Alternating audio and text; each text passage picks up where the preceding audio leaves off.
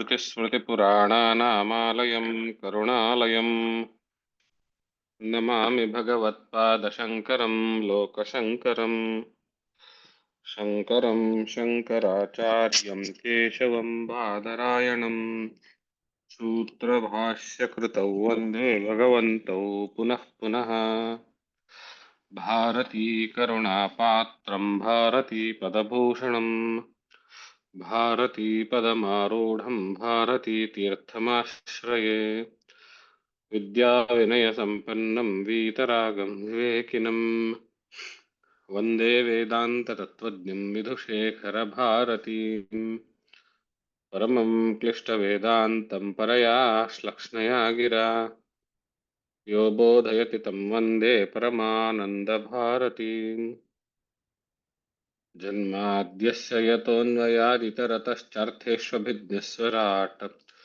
तेने ब्रह्महृदाय आदिकवये मुह्यन्ति यत्सूरयः तेजो वारिमृदां यथा विनिमयो यत्र त्रिसर्गो मृषा धाम्ना स्वेन सदा निरस्तकुहकं सत्यं परं धीमहि ಜಿಜ್ಞಾಸುಗಳೇ, ಬಾದರಾಯಣ ಪ್ರಣೀತವಾಗಿರುವಂತಹ ಅಷ್ಟಾದಶ ಮಹಾಪುರಾಣಗಳಲ್ಲಿ ಬಹಳ ಮಹತ್ವದ್ದಾಗಿರುವಂತಹ ಪುರಾಣ ಶ್ರೀಮದ್ ಭಾಗವತ ಮಹಾಪುರಾಣ. ಆ ಪುರಾಣದಲ್ಲಿ ನಾವು 4ನೇ ಸ್ಕಂದದಲ್ಲಿ 5ನೆಯ ಅಧ್ಯಾಯದವರೆಗೂ ಬಂದಿದ್ವಿ. ಕಥಾನಕ ದೃಷ್ಟಿಯಿಂದ ನೋಡಿದಾಗ ದಕ್ಷ ಯಜ್ಞನ ಕಥೆ ನಡೀತಾ ಇದೆ. ದಕ್ಷನು ಪ್ರಜಾಪತಿಗಳಲ್ಲಿ ಒಬ್ಬನಾಗಿದ್ನು. ಎಲ್ಲ ಪ್ರಜಾಪತಿಗಳು ಸೇರಿ ಯಜ್ಞ ಮಾಡುವಾಗ ಆ ಸಭೆಗೆ ದಕ್ಷನು ಆಗಮಿಸಿದಾಗ ಶಿವನು ಅಲ್ಲಿಯೇ ಇದ್ದಿದ್ದು ದಕ್ಷನ ಆಗಮನದಿಂದ ಎಲ್ಲರೂ ಎದ್ದುಕೊಂಡು ಅವನಿಗೆ ಗೌರವ ನೀಡಿದ್ರು. ಆದರೆ ಶಿವನು ತನ್ನ ಸ್ಥಾನದಲ್ಲಿಯೇ ಕುಳಿತಿದ್ನು. ಇದನ್ನ ಗಮನಿಸಿದಂತಹ ದಕ್ಷನಿಗೆ ಶಿವನು ನನಗೆ ಅವಮಾನ ಮಾಡ್ದ ಎನ್ನುವಂತಹ ರೀತಿಯಲ್ಲಿ ನಿನಗೆ ಯಜ್ಞದ ಭಾಗ ಇಲ್ಲದೆ ಹೋಗಲಿ ಎನ್ನುವ ರೀತಿಯಲ್ಲಿ ಶಾಪವನ್ನು ಕೊಟ್ಟ. ಮುಂದೆ ತಾನೇ ಸ್ವಲ್ಪ ಕಾಲದ ನಂತರ ದಕ್ಷನಿಗೆ ಎಲ್ಲ ಪ್ರಜಾಪತಿಗಳ ಅಧ್ಯಕ್ಷ ಪದವಿ ಬರುತ್ತೆ ಚತುರ್ಮುಖ ಬ್ರಹ್ಮನಿಂದ. ಅದಾದ ಮೇಲೆ ತಾನೇ ಒಂದು ವಾಜಪೇಯ ಎನ್ನುವಂತಹ ಯಜ್ಞ ಹೂಡಿಕೊಂಡಿರ್ತಾನೆ. ಆ ಯಜ್ಞದಲ್ಲಿ ಎಲ್ಲ ದೇವತೆಗಳು, ಅಗ್ನಿಗಳು, ಋಷಿಗಳು, ಮುನಿಗಳು ಎಲ್ಲರೂ ಅವರವರ ಪತ್ನಿಯ ಸಮೇತವಾಗಿ ಸೇರಿರ್ತಾರೆ. ಆ ಯಜ್ಞದ ಒಂದು ವಿಜೃಂಭಣೆ ಹೊಗಳ್ತಾ ಆಕಾಶ ಮಾರ್ಗದಲ್ಲಿ ಸಂಚಾರತೆ ಮಾಡುತ್ತಿರುವಂತಹ ದೇವ ಪತ್ನಿಯರ ಮಾತನ್ನು ಕೇಳಿ ಶಿವನ ಮಡದಿಯಾದ ಮತ್ತು ದಕ್ಷನ ಪುತ್ರಿಯಾದ ಸತೀದೇವಿಗೆ ಆ ಯಜ್ಞದಲ್ಲಿ ಭಾಗವಹಿಸಬೇಕು ಅನ್ನುವಂತಹ ಆಸೆ ಹುಟ್ಟುತ್ತೆ. ತನ್ನ ಪತಿಯಲ್ಲಿ ತನ್ನ ಆಸೆಯನ್ನು ನಿವೇದನೆ ಮಾಡಿಕೊಳ್ತಾಳೆ. ಆವಾಗ ಶಿವನು ಅವಳಿಗೆ ಸಮಾಧಾನದ ವಿಷಯಗಳನ್ನು ಹೇಳಿ, ಕರೆಯದೇ ಇದ್ರೂ ಬಂಧುಗಳಲ್ಲಿ ಹೋಗಬೇಕಾಗಿರುವಂತಹದ್ದು ತಪ್ಪೇನಲ್ಲ, ಆದರೂ ವಿವೇಕ ಇಲ್ಲದೆ ಇರು, ಸ್ಮೃತಿ ನಾಶ ಆದಂಥವ್ರು ತಾವು ಅಲ್ಲಿಗೆ ಹೋದರೆ ನಮ್ಮವರೇ ನಮಗೆ ಅಪಮಾನ ಮಾಡಿದಾಗ ಬಹಳ ಕಷ್ಟವಾಗುತ್ತೆ, ಮರಣ ಹೊರತು ಬೇರೆ ದಾರಿ ಉಳಿಯೋದಿಲ್ಲ ಎನ್ನುವಂತಹ ಮಾತನ್ನ ಶಿವನು ಎಚ್ಚರಿಕೆ ನೀಡಿದ್ರೂ ಸತಿ ಮಮತೆಯ ಬಾಂಧವ್ಯದ ಬಂಧನಕ್ಕೆ ಸಿಕ್ಕು ತನ್ನ ಮನಸ್ಸಿನಲ್ಲಿ ದ್ವಂದ್ವ ಉಂಟಾದಾಗಲೂ ಪತಿಯ ಮಾತನ್ನ ಧಿಕ್ಕರಿಸಿ, ಎಚ್ಚರಿಕೆಯನ್ನ ಧಿಕ್ಕರಿಸಿ ದಕ್ಷಿಣ ಯಜ್ಞಕ್ಕೆ ಹೋಗ್ತಾಳೆ. ಆ ಯಜ್ಞ ಮಂಟಪ, ಅಲ್ಲಿರುವಂತಹ ವರ್ಣನೆ ಎಲ್ಲವೂ ನೋಡಿ ಬಹಳ ಆಶ್ಚರ್ಯದಿಂದ ಯಜ್ಞಶಾಲೆ ಪ್ರವೇಶ ಮಾಡ್ತಾಳೆ. ಅವಳ ಜೊತೆಗೆ ಒಬ್ಬಳೇ ಹೊರಟಿದ್ದಾಳೆ ಅನ್ನೋದನ್ನು ಗಮನಿಸಿದಂತಹ ನಂದಿ ಮೊದಲಾದ ಪಾರ್ಷದರು ಎಲ್ಲರೂ ಅವಳ ಜೊತೆಗೆ ಹೋಗಿರ್ತಾರೆ ರಕ್ಷಣೆಗೆ. ಯಜ್ಞಶಾಲೆ ಪ್ರವೇಶ ಮಾಡಿದರೂ ತಂದೆ ಇವಳ ಆಗಮನವನ್ನು ನೋಡಿಯೂ ನೋಡದೇ ಇರುವಂತೆ ಅವನ ಪ್ರತಿಕ್ರಿಯೆಯನ್ನು ಗಮನಿಸಿ ಸತೀದೇವಿಗೆ ನಾನು ಎಷ್ಟು ಆತ್ಮೀಯತೆಯಿಂದ ತಂದೆ ತಾಯಿ ಎಲ್ಲರನ್ನು ಭೇಟಿಯಾಗಬೇಕು ಅಂತ ಹೇಳಿ ಬಂದಿದ್ದೆ, ಇಲ್ಲಿ ನನ್ನನ್ನು ಗಮನಿಸ್ಲಿಲ್ವಲ್ಲ ಅನ್ನುವಂತಹ ಅವಮಾನದ ಪ್ರಸಂಗವನ್ನ ನೋಡಿ ಬಹಳ ಬೇಸತ್ತು ಅಲ್ಲಿರುವಂತಹ ತಂದೆ ಮೊದಲಾದ ಎಲ್ಲರಿಗೂ ಶಿವನ ಮಹಿಮೆಯನ್ನ ಹೇಳ್ತಾ ತನ್ನ ಕೋಪವನ್ನ ತನ್ನ ಮೇಲೇನೆ ಪ್ರಯೋಗ ಮಾಡಿಕೊಂಡು ಒಂದು ರೀತಿಯಲ್ಲಿ ಯೋಗ ಸಾಧನೆಯ ಮೂಲಕ ಅನಿಲಾಗ್ನ ಧಾರಣೆ ಎನ್ನುವಂತಹ ಪ್ರಕ್ರಿಯೆ ಮೂಲಕ ತನ್ನ ಶರೀರವನ್ನು ತ್ಯಾಗ ಮಾಡ್ತಾಳೆ. ಇದರಿಂದ ಅಲ್ಲಿರುವಂತಹ ನಂದಿ ಮೊದಲಾದವರುಗಳು ಅಲ್ಲಿ ಯಜ್ಞದ ದಕ್ಷನ ಮೇಲೆ ಮತ್ತು ಅವನ ಪರಿವಾರದ ಮೇಲೆ ಆಕ್ರಮಣ ಮಾಡಿದಾಗ ಭೃಗು ಋಷಿ ಅಲ್ಲಿ ಯಜ್ಞ ಮಾಡ್ತಾ ಇರ್ತಾರೆ, ಯಜ್ಞದ ಅಧ್ವರ್ಯ ಆಗಿರ್ತಾರೆ. ಅವರು ಅಗ್ನಿಯಲ್ಲಿ ಆಹುತಿಯನ್ನು ಹಾಕೋದರ ಮೂಲಕ ಅಲ್ಲಿಂದ ಋಭು ಅನ್ನುವಂತಹ ದೇವತೆಗಳನ್ನ ಹುಟ್ಟಿಸ್ತಾರೆ ಅಗ್ನಿಯ ಮೂಲಕ. ಆ ಋಭು ದೇವತೆಗಳು ನಂದಿ ಮೊದಲಾದ ಶಿವ ಪಾರ್ಷದರನ್ನ ಹೊಡೆದು ಓಡಿಸ್ತಾರೆ. ಇಲ್ಲಿವರೆಗೆ ನಾವು ಕಥೆ ಕೇಳಿದ್ವಿ. 5ನೇ ಅಧ್ಯಾಯ. ಮೈತ್ರೇಯ ಉವಾಚ ಭವೋ ಭವಾನ್ಯ ನಿಧನಂ ಪ್ರಜಾಪತೇರ ಸತ್ಕೃತಾಯ ಅವಗಮ್ಯ ನಾರದಾತ್ ಸ್ವಪಾರ್ಷದ ಸೈನ್ಯಂಚ ತದಧ್ವರಭುರ್ವಿದ್ರಾವಿತಂ ಕೋಪಮಪಾರಮಾದಧೇ. ತನ್ನ ಸತಿಯ ಭವಾನಿಯ ನಿಧನವನ್ನು ಮತ್ತು ತನ್ನ ಪಾರ್ಷದರ ಸೈನ್ಯರನ್ನ ಆ ಯುದ್ಧದಲ್ಲಿ ಹುಟ್ಟಿರುವಂತಹ ಋಭು ಮೊದಲಾದ ದೇವತೆಗಳಿಂದ ಅಟ್ಟಿಸ್ಕೊಂಡು ಓಡ್ ಹೋಗುವಂತಹದ್ದು, ಅವರು ವಾಪಸ್ ಬಂದಿರೋದಂತನ್ನೋದನ್ನು ನೋಡಿ ಇವೆಲ್ಲ ವಿಚಾರಗಳು ನಾರದ ಮೂಲಕ ತಿಳಿದುಕೊಂಡು ಅವನು ಕೋಪಾವಿಷ್ಟನಾಗ್ತಾನೆ. ಕೋಪಾವಿಷ್ಟನಾಗಿ ತನ್ನ ಹುಬ್ಬುಗಳನ್ನು ಗಂಟು ಹಾಕಿ ಕೋಪದಲ್ಲಿ ಅವನ ತುಟಿ ನಡುಗುತ್ತಾ ತಲೆಯಿಂದ ಜಟೆಯಿಂದ ಒಂದು ಕೂದಲನ್ನ ಕಿತ್ತು ನೆಲಕ್ಕೆಸೆಯುತ್ತಾನೆ. 2ನೇ ಶ್ಲೋಕ. ಕ್ರುದ್ಧ ಸದಷ್ಟೋಷ್ಟಪುಟ ಸಧೂರ್ಜಟಿರ್ಜಟಾಂ ತರಿದ್ವನ್ಹಿ ಸಟೋಗ್ರರೋಚಿಷಂ ಉತ್ಕೃತ್ಯ ರುದ್ರ ಸಹಸೋ ಸ್ಥಿತೋ ಹಸನ್ ಗಂಭೀರನಾದೋ ವಿಸಸರ್ಜತಾಂ ಭುವಿ. ಶಿವನು ಕೋಪಾವಿಷ್ಟನಾಗಿ ಹುಬ್ಬುಗಳನ್ನ ಕಣ್ಣುಗಳನ್ನ ಅಗಲಿಸಿ ಹುಬ್ಬುಗಳನ್ನ ಗಂಟು ಹಾಕಿ ತುಟಿಗಳನ್ನ ನಡುಗುತ್ತಿರುವಂತಹ ಸಂದರ್ಭದಲ್ಲಿ ತನ್ನ ಜಟೆಯಿಂದ ಒಂದು ಕೂದಲನ್ನ ಕಿತ್ತು ಭೂಮಿಯ ಮೇಲೆ ಎಸೆಯುತ್ತಾನೆ. ಆ ಕೂದಲಿಂದಲೇನೆ ಒಬ್ಬ ದೇವತೆ ಗಂಭೀರನಾದನಾಗಿ ಹುಟ್ಕೊಂಡು ನಿಲ್ತಾನೆ. ಅವನೇ ವೀರಭದ್ರ ಅಂತ ಹೇಳಿ. ಹೇಗಿತ್ತು ಅವನ ಗಾತ್ರ ಅನ್ನೋದನ್ನ 3ನೇ ಶ್ಲೋಕದಲ್ಲಿ ನೋಡ್ತೀವಿ. ತಥೋತಿಕಾಯಸ್ತನುವಾ ಸ್ಪೃಶನ್ ದಿವಂ ಸಹಸ್ರಬಾಹುರ್ಘನರುಕ್ತ್ರಿಸೂರ್ಯದೃಕ್ ಕರಾಳದಂಷ್ಟ್ರೋ ಜಲದಗ್ನಿಮೂರ್ಧಜಃ ಕಪಾಲಮಾಲಿ ವಿವಿಧೋದ್ಯತಾಯುಧಃ. ಹಾಗಿದ್ದ ವೀರಭದ್ರನ ಒಂದು ರೂಪ ಗಾತ್ರ ಅನ್ನೋದನ್ನು ನೋಡಿದ್ರೆ ತಥೋತಿಕಾಯ, ಅತಿಕಾಯವನು ಅಂದ್ರೆ ಕಾಯ ಅಂದ್ರೆ ಶರೀರ, ಅತಿಕಾಯ ಅಂದ್ರೆ ಬಹಳ ದೊಡ್ಡದಾದ ಶರೀರ. ಸ್ಪೃಶನ್ ದಿವಂ, ಎಷ್ಟರ ಮಟ್ಟಿಗೆ ದೊಡ್ಡದು ಅಂತ ಹೇಳಿದ್ರೆ ದಿವಲೋಕವೇ ಮುಟ್ತಾ ಇತ್ತೋ ಅನ್ನುವಂತಹ ರೀತಿಯಲ್ಲಿ. ಸಹಸ್ರಬಾಹು, 1000 ಕೈಗಳಿಂದ ಕೂಡಿದಂಥವನು. ಸಹಸ್ರಬಾಹುರ್ ಘನರುಕ್ ತ್ರಿಸೂರ್ಯದೃಕ್, ತ್ರಿಸೂರ್ಯದೃಕ್ ಅವನ 3 ಕಣ್ಣುಗಳು ಸೂರ್ಯನಂತೆ ಹೊಳಿತಾ ಇದ್ದುವು, ಸೂರ್ಯನಂತೆ ಪ್ರಕಾಶದಿಂದ ಕೂಡಿರುವಂತಹದ್ದಾಗಿದ್ದುವು. ಘನರುಕ್, ಘನ ಅಂದ್ರೆ ಮೇಡ, ಮೋಡದ ಬಣ್ಣ ಉಳ್ಳಂತಹ, ಮೋಡದ ಬಣ್ಣದ ಕಾಯ ಶರೀರ ಉಳ್ಳಂಥವನು. ಕರಾಳದ ಮುಷ್ಟ್ರು, ಕೋರೆ ಹಲ್ಲುಗಳಿಂದ ಕೂಡಿದಂಥವನು. ಜ್ವಲದಗ್ನಿ ಮೂರ್ಧಜ, ಕೂದಲುಗಳು ಅಗ್ನಿಯಂತೆ ಜ್ವಲಿಸ್ತಾ ಇರುವಂತಹ, ಅಂದ್ರೆ ಅಗ್ನಿಯೇ ಜ್ವಾಲೆಯೇ ಇದ್ದಾವೆಯೋ ಎಂಬಂತೆ. ಕಪಾಲ ಮಾಲಿ, ಕೊರಳಲ್ಲಿ ಕಪೋಲಗಳನ್ನ ಮಾಲಾಕಾರದಲ್ಲಿ ಧರಿಸಿರುವಂಥವನು. ವಿವಿಧೋದ್ಯತಾಯುಧ, ಅನೇಕ ರೀತಿಯ ಆಯುಧಗಳನ್ನ ಕೈಯಲ್ಲಿ ಉದ್ಯತನಾಗಿ ಹಿಡಿದುಕೊಂಡು ಯುದ್ಧದ ಭಂಗಿಯಲ್ಲಿ ನಿಂತಿರುವಂಥವನು. ಇದು ವೀರಭದ್ರನ ಅವತಾರ. ಶಿವನ ಒಂದು ಕೋಪದ ಪ್ರತಿಫಲವಾಗಿ ಅವನ ಜಟೆಯ ಒಂದು ಕೂದಲಿನಿಂದ ವೀರಭದ್ರನು ಹುಟ್ಟಿ, ಶಿವನ ಆಜ್ಞೆಯ ಮೇರೆಗೆ ಆ ವೀರಭದ್ರನು ಮತ್ತು ಇತರ ಎಲ್ಲ ಪಾರ್ಷದರು ಆ ದಕ್ಷನ ಯಜ್ಞಶಾಲೆಯನ್ನ ಪ್ರವೇಶ ಮಾಡ್ತಾರೆ.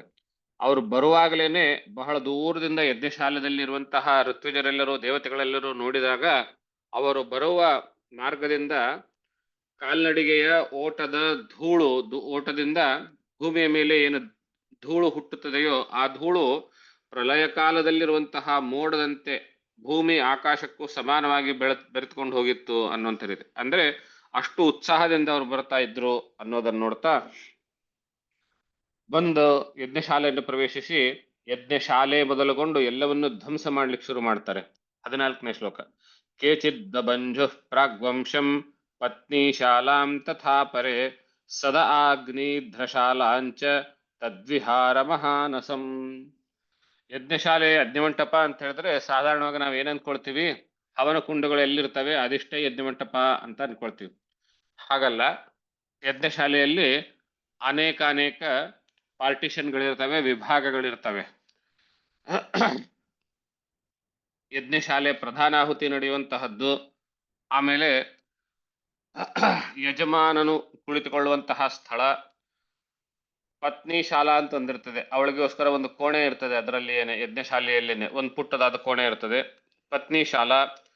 ಆಮೇಲೆ ಈ ವೇದಿಗಳನ್ನು ಹಾಕಿರ್ತಾರೆ, ಪೂರ್ವ ಮತ್ತು ಪಶ್ಚಿಮ ಕಂಬಗಳ ಮಧ್ಯದಲ್ಲಿ ಹಾಕಿರುವಂತಹ ಆ ನಾವು ಯಾವ್ದನ್ನ ಬೀಮ್ ಅಂತ ಆಧುನಿಕ ಭಾಷೆಯಲ್ಲಿ ಹೇಳ್ತೀವಿ, ಸೀಲಿಂಗ್ ಅಲ್ಲಿ ಬೀಮ್ ಹಾಕಿರ್ತಾರೆ, ಈ ಕಡೆಯಿಂದ ಈ ಕಡೆಗೆ, ಈ ಪಿಲ್ಲರ್ ಇಂದ ಆ ಪಿಲ್ಲರ್ ಕನೆಕ್ಟ್ ಮಾಡೋದಕ್ಕೆ. ಹಾಗೆ ಪೂರ್ವ ಪಶ್ಚಿಮ ಕಂಬಗಳನ್ನ ಆಧರಿಸಿಕೊಂಡು ಹಾಕಿರುವಂತಹ ಆ ತೊಲೆಗಳಿಗೆ ಪ್ರಾಗ್ವಂಶ ಅಂತ ಕರೀತಾರೆ. ಹಾಗೇನೆ ಯಜ್ಞ ಕಲಾಪಗಳನ್ನ ಮಾಡುವಂತಹ ಪುರೋಹಿತರು ಅಡ್ಡಾಡುವ ಸ್ಥಳಕ್ಕೆ ಅಗ್ರೀಂದ್ರ ಶಾಲಾ ಅಂತ ಕರೀತಾರೆ. ಹೀಗೆ ಆಮೇಲೆ ಅಡಿಗೆ ಕೋಣೆ ಒಂದಿರ್ತದೆ, ಅಲ್ಲಿ ಏನೇ ಅಡಿಗೆ ಮಾಡೋದು ಮತ್ತು ಯಜ್ಞಕ್ಕಾಗಿ ಬೇಕಾಗಿರುವಂತಹ ಹವಿಸ್ಸನ್ನು ತಯಾರು ಮಾಡೋದು, ಅದಕ್ಕೆ ಮಹಾನಸ ಅಂತ ಕರೀತಾರೆ. ಈ ರೀತಿ ಯಜ್ಞಶಾಲೆ ಅನ್ನುವಂತಹದ್ದು ಅನೇಕ ಕೆಲಸಕ್ಕೆ ಬೇಕಾಗಿರುವ ಎಲ್ಲ ಒಂದು ಸುಸಜ್ಜಿತ ವ್ಯವಸ್ಥೆ ಆಗಿರುತ್ತೆ. ಅದನ್ನೆಲ್ಲ ಸೇರಿಸ್ಬಿಟ್ಟು ಯಜ್ಞಶಾಲೆ ಅಂತ ಹೇಳಬೇಕು.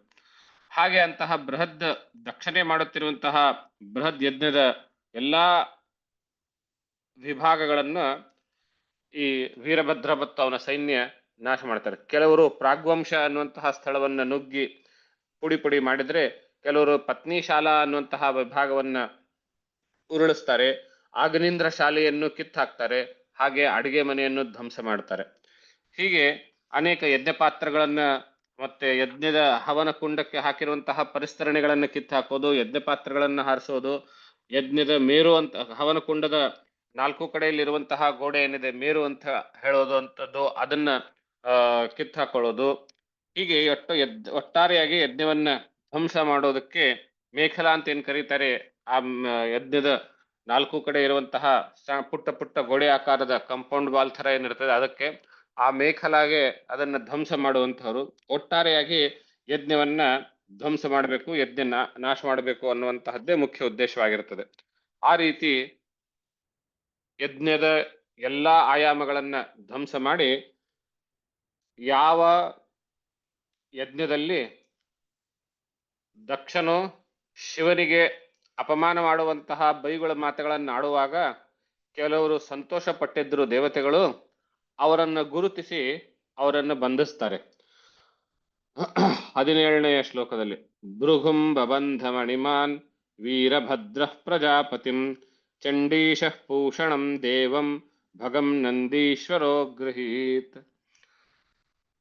ಎಲ್ಲಾ ಪ್ರಜಾಪತಿಗಳು ಸೇರಿ ಮಾಡುವ ಯಜ್ಞದಲ್ಲಿ ದಕ್ಷನು ಆ ಶಿವನನ್ನು ಏನು ತೆಗಳಿಕೆ ಮಾತುಗಳನ್ನು ಹೇಳಿದ್ನೋ, ಆ ಸಂದರ್ಭದಲ್ಲಿ ಭೃಗು ಮಹರ್ಷಿ ಒಂದು ರೀತಿಯ ಆನಂದಗೊಂಡು ಮೀಸೆಯನ್ನು ತಿರುಗುತ್ತಾ ಇರ್ತಾನೆ. ಅವನು ಆ ಯಜ್ಞದ ಅಧ್ವರಿ ಆಗಿರ್ತಾನೆ. ಅಂದ್ರೆ ಯಜ್ಞ ಮಾಡುವಂತಹ ಯಜ್ಞದ ಕಲಾಪಗಳನ್ನು ಮಾಡುವಂತಹ ಮುಖ್ಯ ವ್ಯಕ್ತಿ ಅವನು ಮೀಸೆಯನ್ನು ತಿರುವಿರ್ತಾರೆ.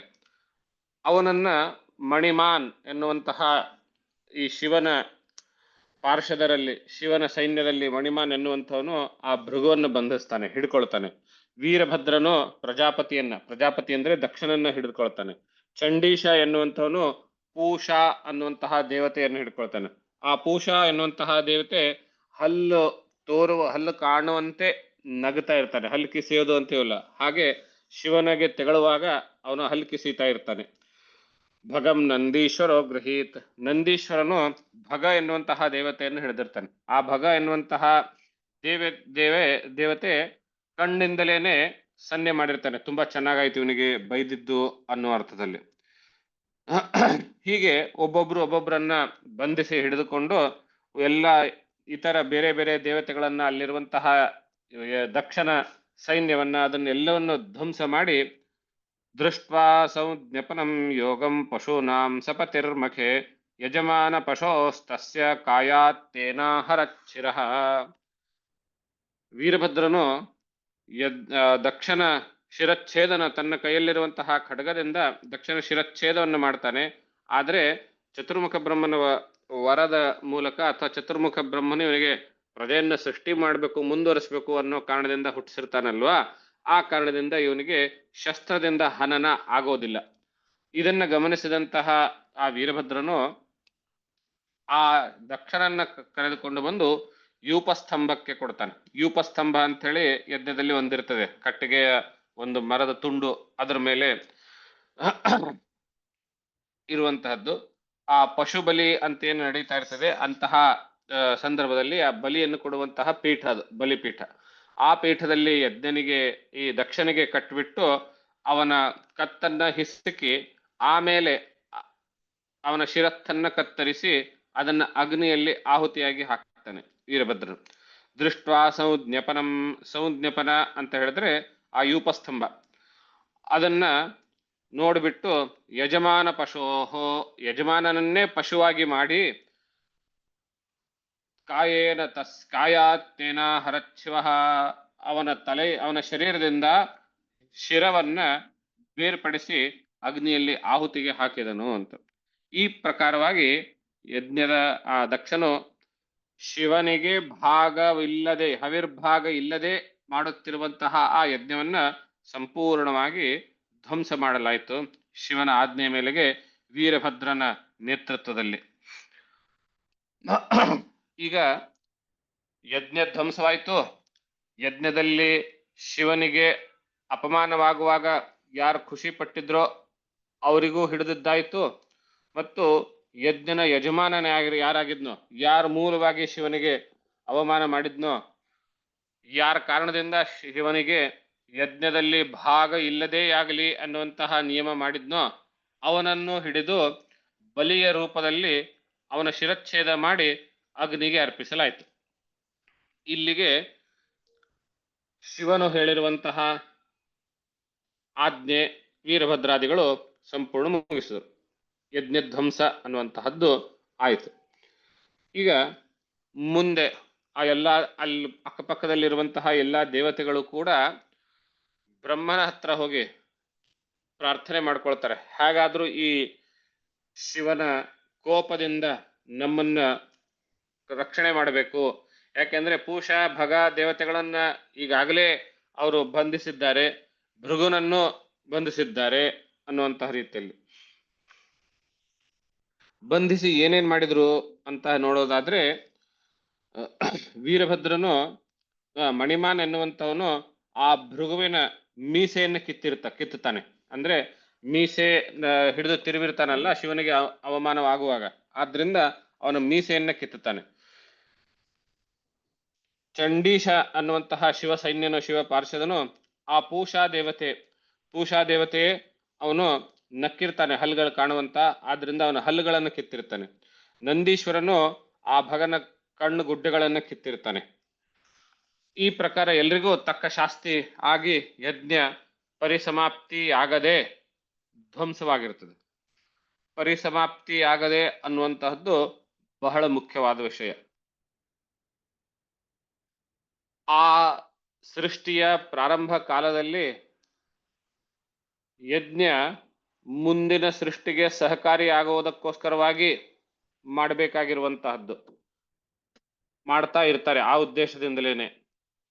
ಆ ಯಜ್ಞವೇ ಸಂಪೂರ್ಣವಾಗದೇ ಇದ್ರೆ ಮುಂದಿನ ಸೃಷ್ಟಿಗೆ ಸಂಚಕಾರ, ಅದನ್ನು ಬೆಳೆಸೋದು ಹೇಗೆ ಅನ್ನುವಂತಹದ್ದು ಪ್ರಶ್ನೆ ಬರುತ್ತೆ. ಆದ್ರಿಂದ ಆ ಯಜ್ಞ ಸಂಪೂರ್ಣಗೊಳ್ಳುವಂತಹದ್ದು ಬಹಳ ಮಹತ್ವದ್ದಾಗಿರುತ್ತದೆ. ಆ ಕಾರಣದಿಂದ ಎಲ್ಲ ದೇವತೆಗಳು ಚತುರ್ಮುಖ ಬ್ರಹ್ಮನ ಹತ್ರ ಹೋಗ್ತಾರೆ 6ನೇ ಅಧ್ಯಾಯದಲ್ಲಿ.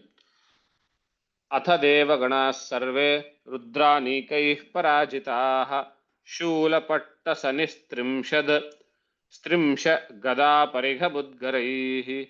ಎಲ್ಲ ದೇವತೆಗಳು ಕೈಗೆ ಸಿಕ್ಕ ಆಯುಧಗಳಿಂದ ಹೊಡೆತ ತಿಂದಂತಹ ದೇವತೆಗಳು ಅಂತ ವರ್ಣನೆ ಮಾಡ್ತಾರೆ.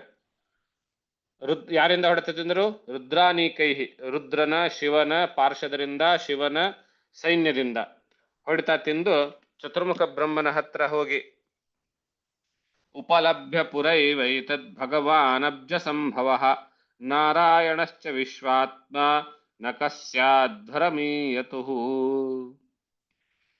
ಈಗ ನಾವೆಲ್ಲೊಂದು ಗಮನಿಸ್ಬೇಕು, ಈ ದೇವತೆಗಳೆಲ್ಲರೂ ಚತುರ್ಮುಖ ಬ್ರಹ್ಮನಲ್ಲಿಗೆ ಹೋಗ್ತಾರೆ ಅಂತ ಆದ್ರೆ ಚತುರ್ಮುಖ ಬ್ರಹ್ಮನು ಆ ಯಜ್ಞದಲ್ಲಿ ಹಾಜರಿರುವುದಿಲ್ಲ ಅಂತ ಆಯ್ತು.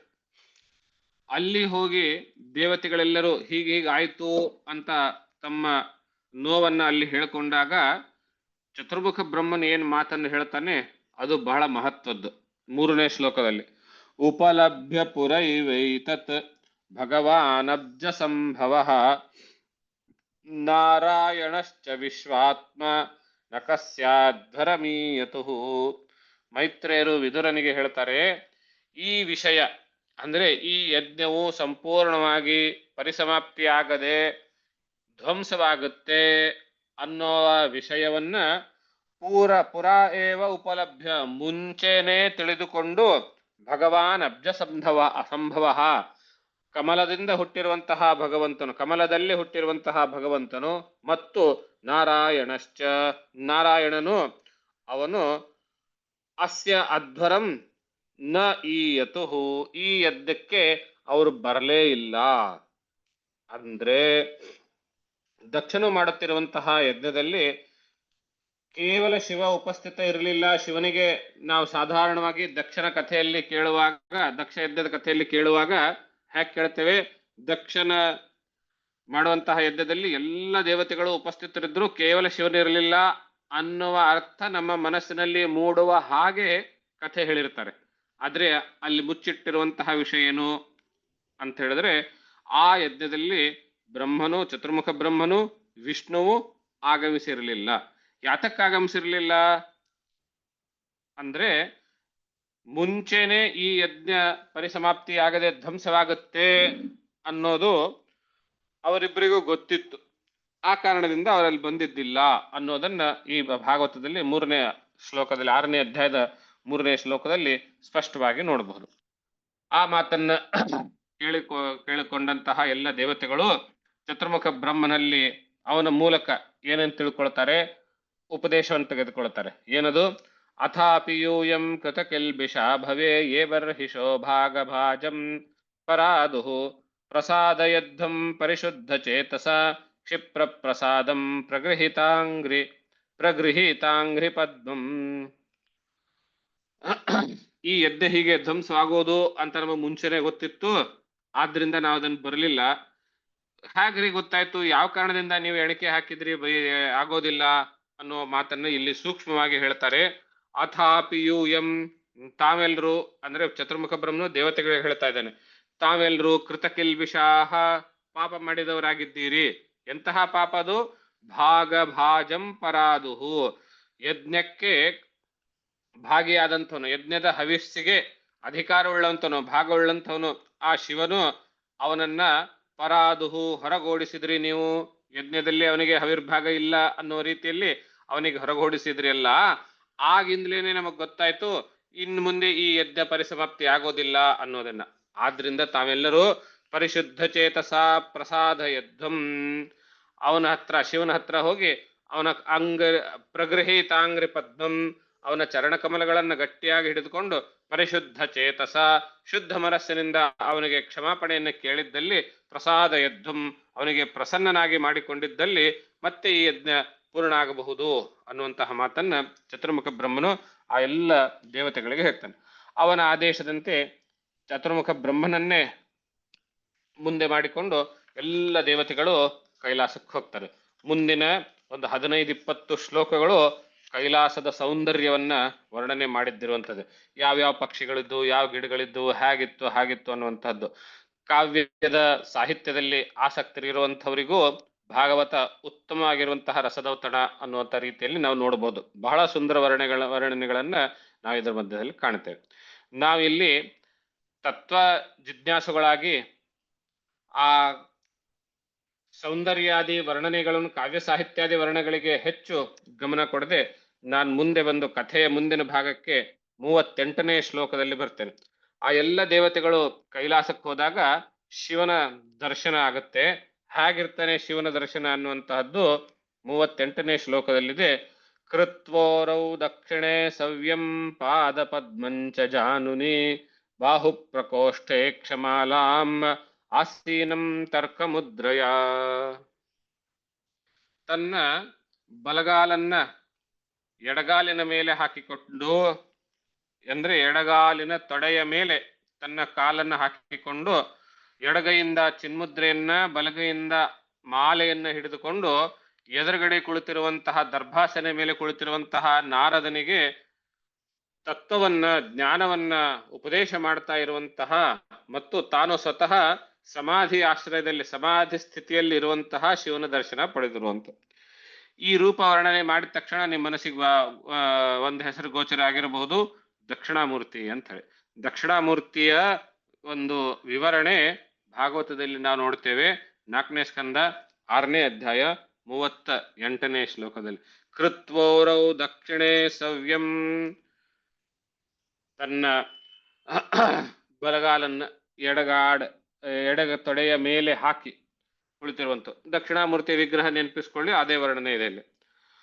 ಮುಂದೆ ಕುಳಿತಿರುವಂತಹ ನಾರದಾದಿಗಳಲ್ಲಿ ನಾರದ ಮತ್ತು ಸನಕ ಸನತ್ಕುಮಾರ, ಸನಕ ಸನಂದನ, ಸನತ್ಕುಮಾರ, ಸನತ್ ಸುಜಾತ ಅವರಿಗೆ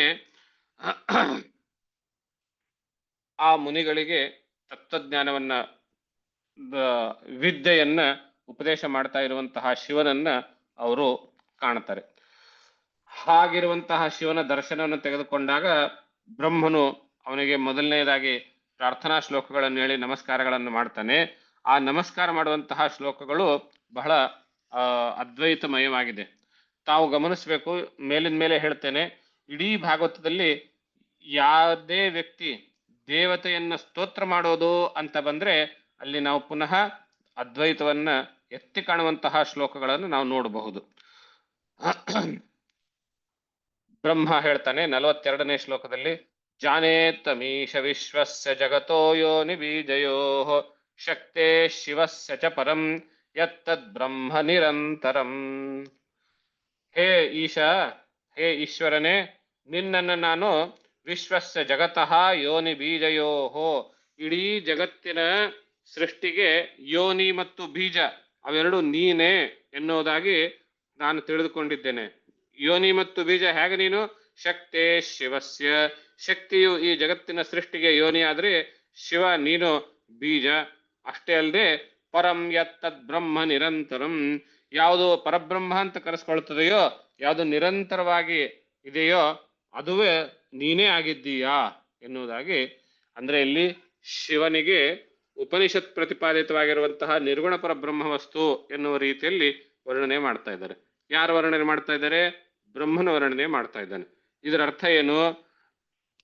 ಶಿವ, ವಿಷ್ಣು, ಬ್ರಹ್ಮ ಇವರು ಮೂಲತಃ 3 ಜನ ಬೇರೆ ಬೇರೆ ಅಲ್ವೇ ಅಲ್ಲ ಅನ್ನೋದು ಇದರ ಆಶಯ. ಈಗ 3 ಬೇರೆ ಬೇರೆ ಅಲ್ವೇ ಅಲ್ಲ ಅಂತಾದ ಮೇಲೆ ಅದರಲ್ಲಿ ದೊಡ್ಡವ್ರು ಯಾರೋ ಚಿಕ್ಕವ್ರು ಯಾರೋ ಅನ್ನುವಂತಹ ಪ್ರಶ್ನೆನೇ ಹುಟ್ಟೋದಿಲ್ಲ 3 ಜನ ಒಂದೇ ಇದ್ದಾಗ. ಈ ಮಾತನ್ನ 7ನೇ ಅಧ್ಯಾಯದ ಕೊನೆಯಲ್ಲಿ ಸಾಕ್ಷಾತ್ ವಿಷ್ಣುವೇ ಹೇಳ್ತಾನೆ, ಒಂದು ಸುಂದರ ದೃಷ್ಟಾಂತದ ಮೂಲಕ ಹೇಳ್ತಾನೆ. ನೋಡೋಣ. ಈಗ ಚತುರ್ಮುಖ ಬ್ರಹ್ಮನು ಈಶ್ವರನನ್ನ, ಶಿವನನ್ನ ಸ್ತೋತ್ರ ಮಾಡ್ತಾ ಇದ್ದಾನೆ.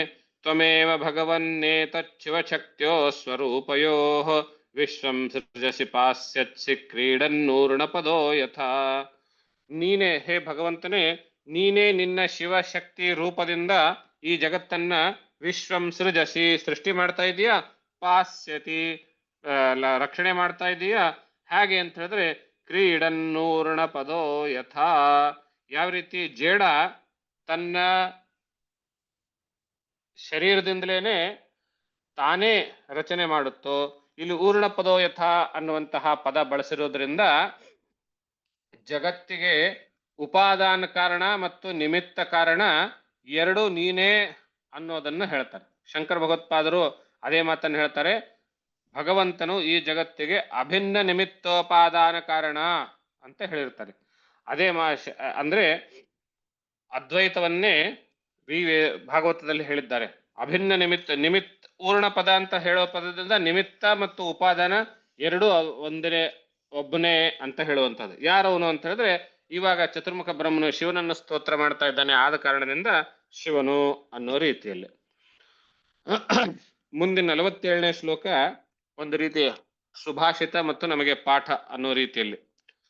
ಪೃಥಗ್ ಧಿಯ ಕರ್ಮ ದೃಶೋ ದುರಾಶಯಾ ಪರೋದಯೇನಾರ್ಪಿತ ಹೃದೃಜೋ ನಿಶಂ ಪರಾಂದುರುಕ್ತೈರ್ವಿತುದಂತ್ಯರಂ ತುಸ್ತಾದಾಸ್ತಾನ್ ಮಾವಧೀದ್ವೈವಧಾನ್ ಭವದ್ವಿದಃ.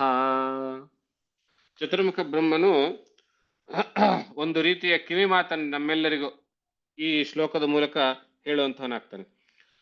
ಯೇ ಪೃಥಗ್ ಧಿಯ, ಯಾರು ಭೇದ ಬುದ್ಧಿ ಉಳ್ಳವರಿದ್ದಾರೆಯೋ, ಕರ್ಮದೃಶಃ, ಕೇವಲ ಕರ್ಮದಲ್ಲಿಯೇನೇ ರತರಾಗಿದ್ದಾರೋ, ಜ್ಞಾನವನ್ನು ಬಿಟ್ಟು ಅನ್ನೋದು ಬ್ರಾಕೆಟ್ ಅಲ್ಲಿ, ದುರಾಶಯಾ, ದುರಭಿಪ್ರಾಯ ಉಳ್ಳವರಾಗಿದ್ದಾರೆಯೋ, ಕೆಟ್ಟ ಆಸೆಗಳನ್ನು ಹೊಂದಿರುವಂತವರಾಗಿದ್ದಾರೆಯೋ, ಅನಿಶಂ ಪರೋದಯೇನ ಅರ್ಪಿತ ಹೃದೃಜ, ಅನಿಶಂ ಹಗಲು ರಾತ್ರಿ ಅಂದ್ರೆ ಯಾವಾಗಲೂ, ಪರೋದಯೇನ ಇನ್ನೊಬ್ಬರ ಏಳಿಗೆಯಿಂದ ಅಭಿವೃದ್ಧಿಯಿಂದ, ಅರ್ಪಿತ ಹೃದೃಜ ಅವರ ಹೊಟ್ಟೆನಲ್ಲಿ ಕಿಚ್ಚುಂಟಾಗುವುದು ಅಂದ್ರೆ ಪರರ ಅಭಿವೃದ್ಧಿಯನ್ನ ಸಹಿಸದೇ ಇರುವಂಥವ್ರು ಯಾರಿದ್ದಾರೋ, ಅರಂತುದಾಹ, ಅರಂತುದಾಹ ಅಂತ ಹೇಳಿದ್ರೆ ಮರ್ಮಭೇದಕರಾಗಿ ಅಂದ್ರೆ ರಹಸ್ಯವನ್ನ ಯಾರು ಪ್ರಕಟಗೊಳಿಸುವಂಥವ್ರಾಗಿರ್ತಾರೆಯೋ ಅವರು, ಮತ್ತು ದುರುಕ್ತೈಹಿ ಪರಾನ್ನ ವಿತುದಂತಿ, ಇನ್ನೊಬ್ಬರನ್ನ ಕೆಟ್ಟ ಮಾತುಗಳಿಂದ ನಿಂದಿಸ್ತಾರೆಯೋ ಅಂಥವರಿಗೆ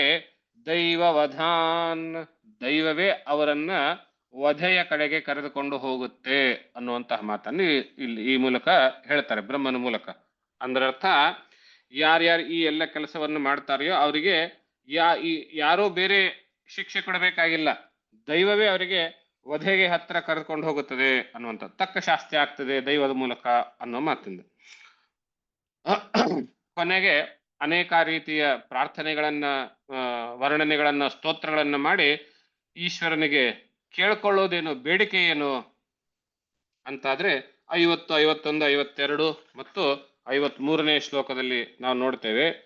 ಕುರ್ವದ್ಧರಸ್ಯೋದ್ಧರಣಂ ಹತಸ್ಯ ಭೋಸ್ತಯಾ ಸಮಾಪ್ತಸ್ಯ ಮನೋ ಪ್ರಜಾಪತೇಃ ನಯತ್ರ ಭಾಗಂ ತವ ಭಾಗಿನೋ ದದುಃ ಕುಯಜ್ವನೋ ಯೇನ ಮಖೋ ವಿನೀಯತೆ.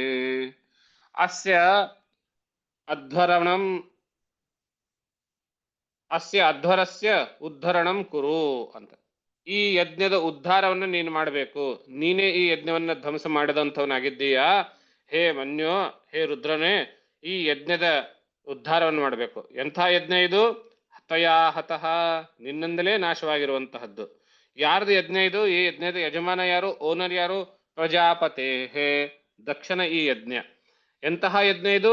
ನಯತ್ರ ಭಾಗಂ ತವ ಭಾಗಿನೋ ದದುಹು, ಯಾವ ಯಜ್ಞದಲ್ಲಿ ನಿನಗೆ ಹವಿರ್ಭಾಗ ಅನ್ನುವಂತಹದ್ದು ಕೊಟ್ಟಿಲ್ವೋ ಅಂತಹ ಕುಯಜ್ವನಃ, ಯಜ್ವಾನಃ ಅಂತ ಹೇಳಿದ್ರೆ ಯಜ್ಞ ಮಾಡುವಂತಹ ಅಲ್ಲಿರುವಂತಹ ಪುರೋಹಿತರು, ದೇವತೆಗಳು, ಋಷಿಗಳು ಎಲ್ಲರೂ, ಅವರಿಗೆ ಯಜ್ವನಃ, ಆ ಯಜ್ಞದಲ್ಲಿ ಭಾಗವಹಿಸಿ ಕಾರ್ಯಕಲಾಪವನ್ನು ಮಾಡುವಂಥವ್ರು. ಅವ್ರು ಎಂಥವ್ರು? ಕುಯಜ್ವನಃ, ಯಾರು ನಿನಗೆ ಹವಿರ್ಭಾಗವನ್ನು ಕೊಟ್ಟಿಲ್ವೋ ಅವರು ಕುಯಜ್ವನರು ಅಂತ ಸಂಬೋಧನೆ ಮಾಡ್ತಾನೆ. ಅಂಥವರು ಮಾಡಿರುವಂತಹ ಈ ಯಜ್ಞ, ಆ ಯಜ್ಞ ನಿನ್ನಿಂದಲೇ ನಾಶವಾಗಿರುವಂತಹದ್ದು, ನೀನೇ ಅದನ್ನ ಸಂಹಾರ, ಆ ಯಜ್ಞ ಧ್ವಂಸವನ್ನು ಮಾಡಿರುವಂಥವನು, ಆದ್ರಿಂದ ಆ ಯಜ್ಞದ ಉದ್ಧಾರವನ್ನು ನೀನೇ ಮಾಡಬೇಕು ಅಂತ ಮೊದಲನೇ ಬೇಡಿಕೆ. ಜೀವತಾದ್ಯಜಮಾನೋ ಯಂ ಪ್ರಪದ್ಯೇತಾಕ್ಷಿಣೀ ಭಗಃ ಭೃಗೋಶ್ಮಶ್ರೂಣಿರೋಹಂತು ಪೂಷ್ಣೋ ದಂತಾಶ್ಚ ಪೂರ್ವವತ್.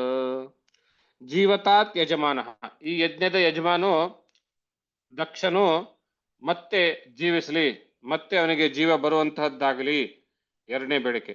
ಪ್ರಪದ್ಯೇತಾಕ್ಷಿಣೀ ಭಗಃ, ಭಗ ಎನ್ನುವಂತಹ ದೇವತೆಯ ಕಣ್ಣುಗಳು ಮತ್ತೆ ಬರಲಿ, ಮೂರನೇದ್ದು. ನಾಲ್ಕನೇದ್ದೇನು? ಭೃಗೋ ಶ್ಮಶ್ರೂಣಿರೋ ಹಂತು, ಭೃಗು ಋಷಿಯ ಶ್ಮಶ್ರುಗಳು, ಮೀಸೆಗಳು ಮತ್ತೆ ಬರುವಂತಹದ್ದಾಗ್ಲಿ ಪೂಷ್ಣೋ ದಂತಾಶ್ಚ ಪೂರ್ವವತ, ಭಗ ಅನ್ನುವಂತಹ ದೇವತೆಯ ಪೂಷ ಅನ್ನುವಂತಹ ದೇವತೆಯ ಹಲ್ಲುಗಳು ಏನ್ ಕೀಳಲ್ಪಟ್ಟಿವೆ ಅವು ಮತ್ತೆ ಬೆಳೆಯುವಂತಹದ್ದಾಗ್ಲಿ. ಆಮೇಲೆ ಮುಂದಿನ ಶ್ಲೋಕದಲ್ಲಿ ದೇವಾನಾಂ ಭಗ್ನಗಾತ್ರಾಣಾಂ ಮೃತ್ಯುಜಾಂ ಚಾಯುಧಾಶ್ವಭಿಃ ಭವತಾನುಗೃಹೀತಾನಾಂ ಆಶುಮನ್ಯೋಸ್ತನಾತುರಂ. ನಿನ್ನ ಅನುಗ್ರಹಕ್ಕೆ ಅಂದ್ರೆ ನಿನ್ನ ಕೋಪಕ್ಕೆ ತುತ್ತಾಗಿ ಈ ಯಜ್ಞದ ಧ್ವಂಸ ಕಾರ್ಯದಲ್ಲಿ ಎಲ್ಲ ಬೇರೆ ಬೇರೆ ದೇವತೆಗಳೇನು ಪೆಟ್ಟು ತಿಂದ್ರೋ, ನೋವು ನುಂಡ್ರೋ, ಅವ್ರಿಗೇನು ಗಾಯಗಳಾಗಿದ್ದಾವೆಯೋ ಆ ಎಲ್ಲ ವಾಸಿಯಾಗ್ಲಿ, ಅವರು ಮತ್ತೆ ಆರೋಗ್ಯಕರವಾಗಿರ್ಲಿ ಅಂತ ಹೇಳಿ ಇಷ್ಟು ಬರೀ ಕೇಳೋದೇ ಆಯ್ತಲ್ಲ. ಈಗ ಯಾತಕ್ಕಾಗಿ ಇಷ್ಟೆಲ್ಲ ಮಾಡಬೇಕು ಅಂತ ಕೇಳಿದ್ರೆ, ಏಷತೆ ರುದ್ರಭಾಗೋಸ್ತು ಯದುಶ್ಚಿಷ್ಠೋದ್ಧರಸ್ಯ ವೈ ಯಜ್ಞಸ್ಥೆ ರುದ್ರಭಾಗೇನ ಕಲ್ಪತಾಮಧ್ಯ ಯಜ್ಞಹನ್. ಇಷ್ಟೆಲ್ಲ ನೀನ್ ಸುಮ್ಮನೆ ಮಾಡ್ಬೇಡ ಕಣಯ್ಯ, ಇವತ್ತಿನಿಂದ ನಾವೊಂದು ಹೊಸ ರೂಲ್ ಮಾಡ್ತಾ ಇದ್ದೀವಿ. ಏನ್ ಗೊತ್ತೇನು?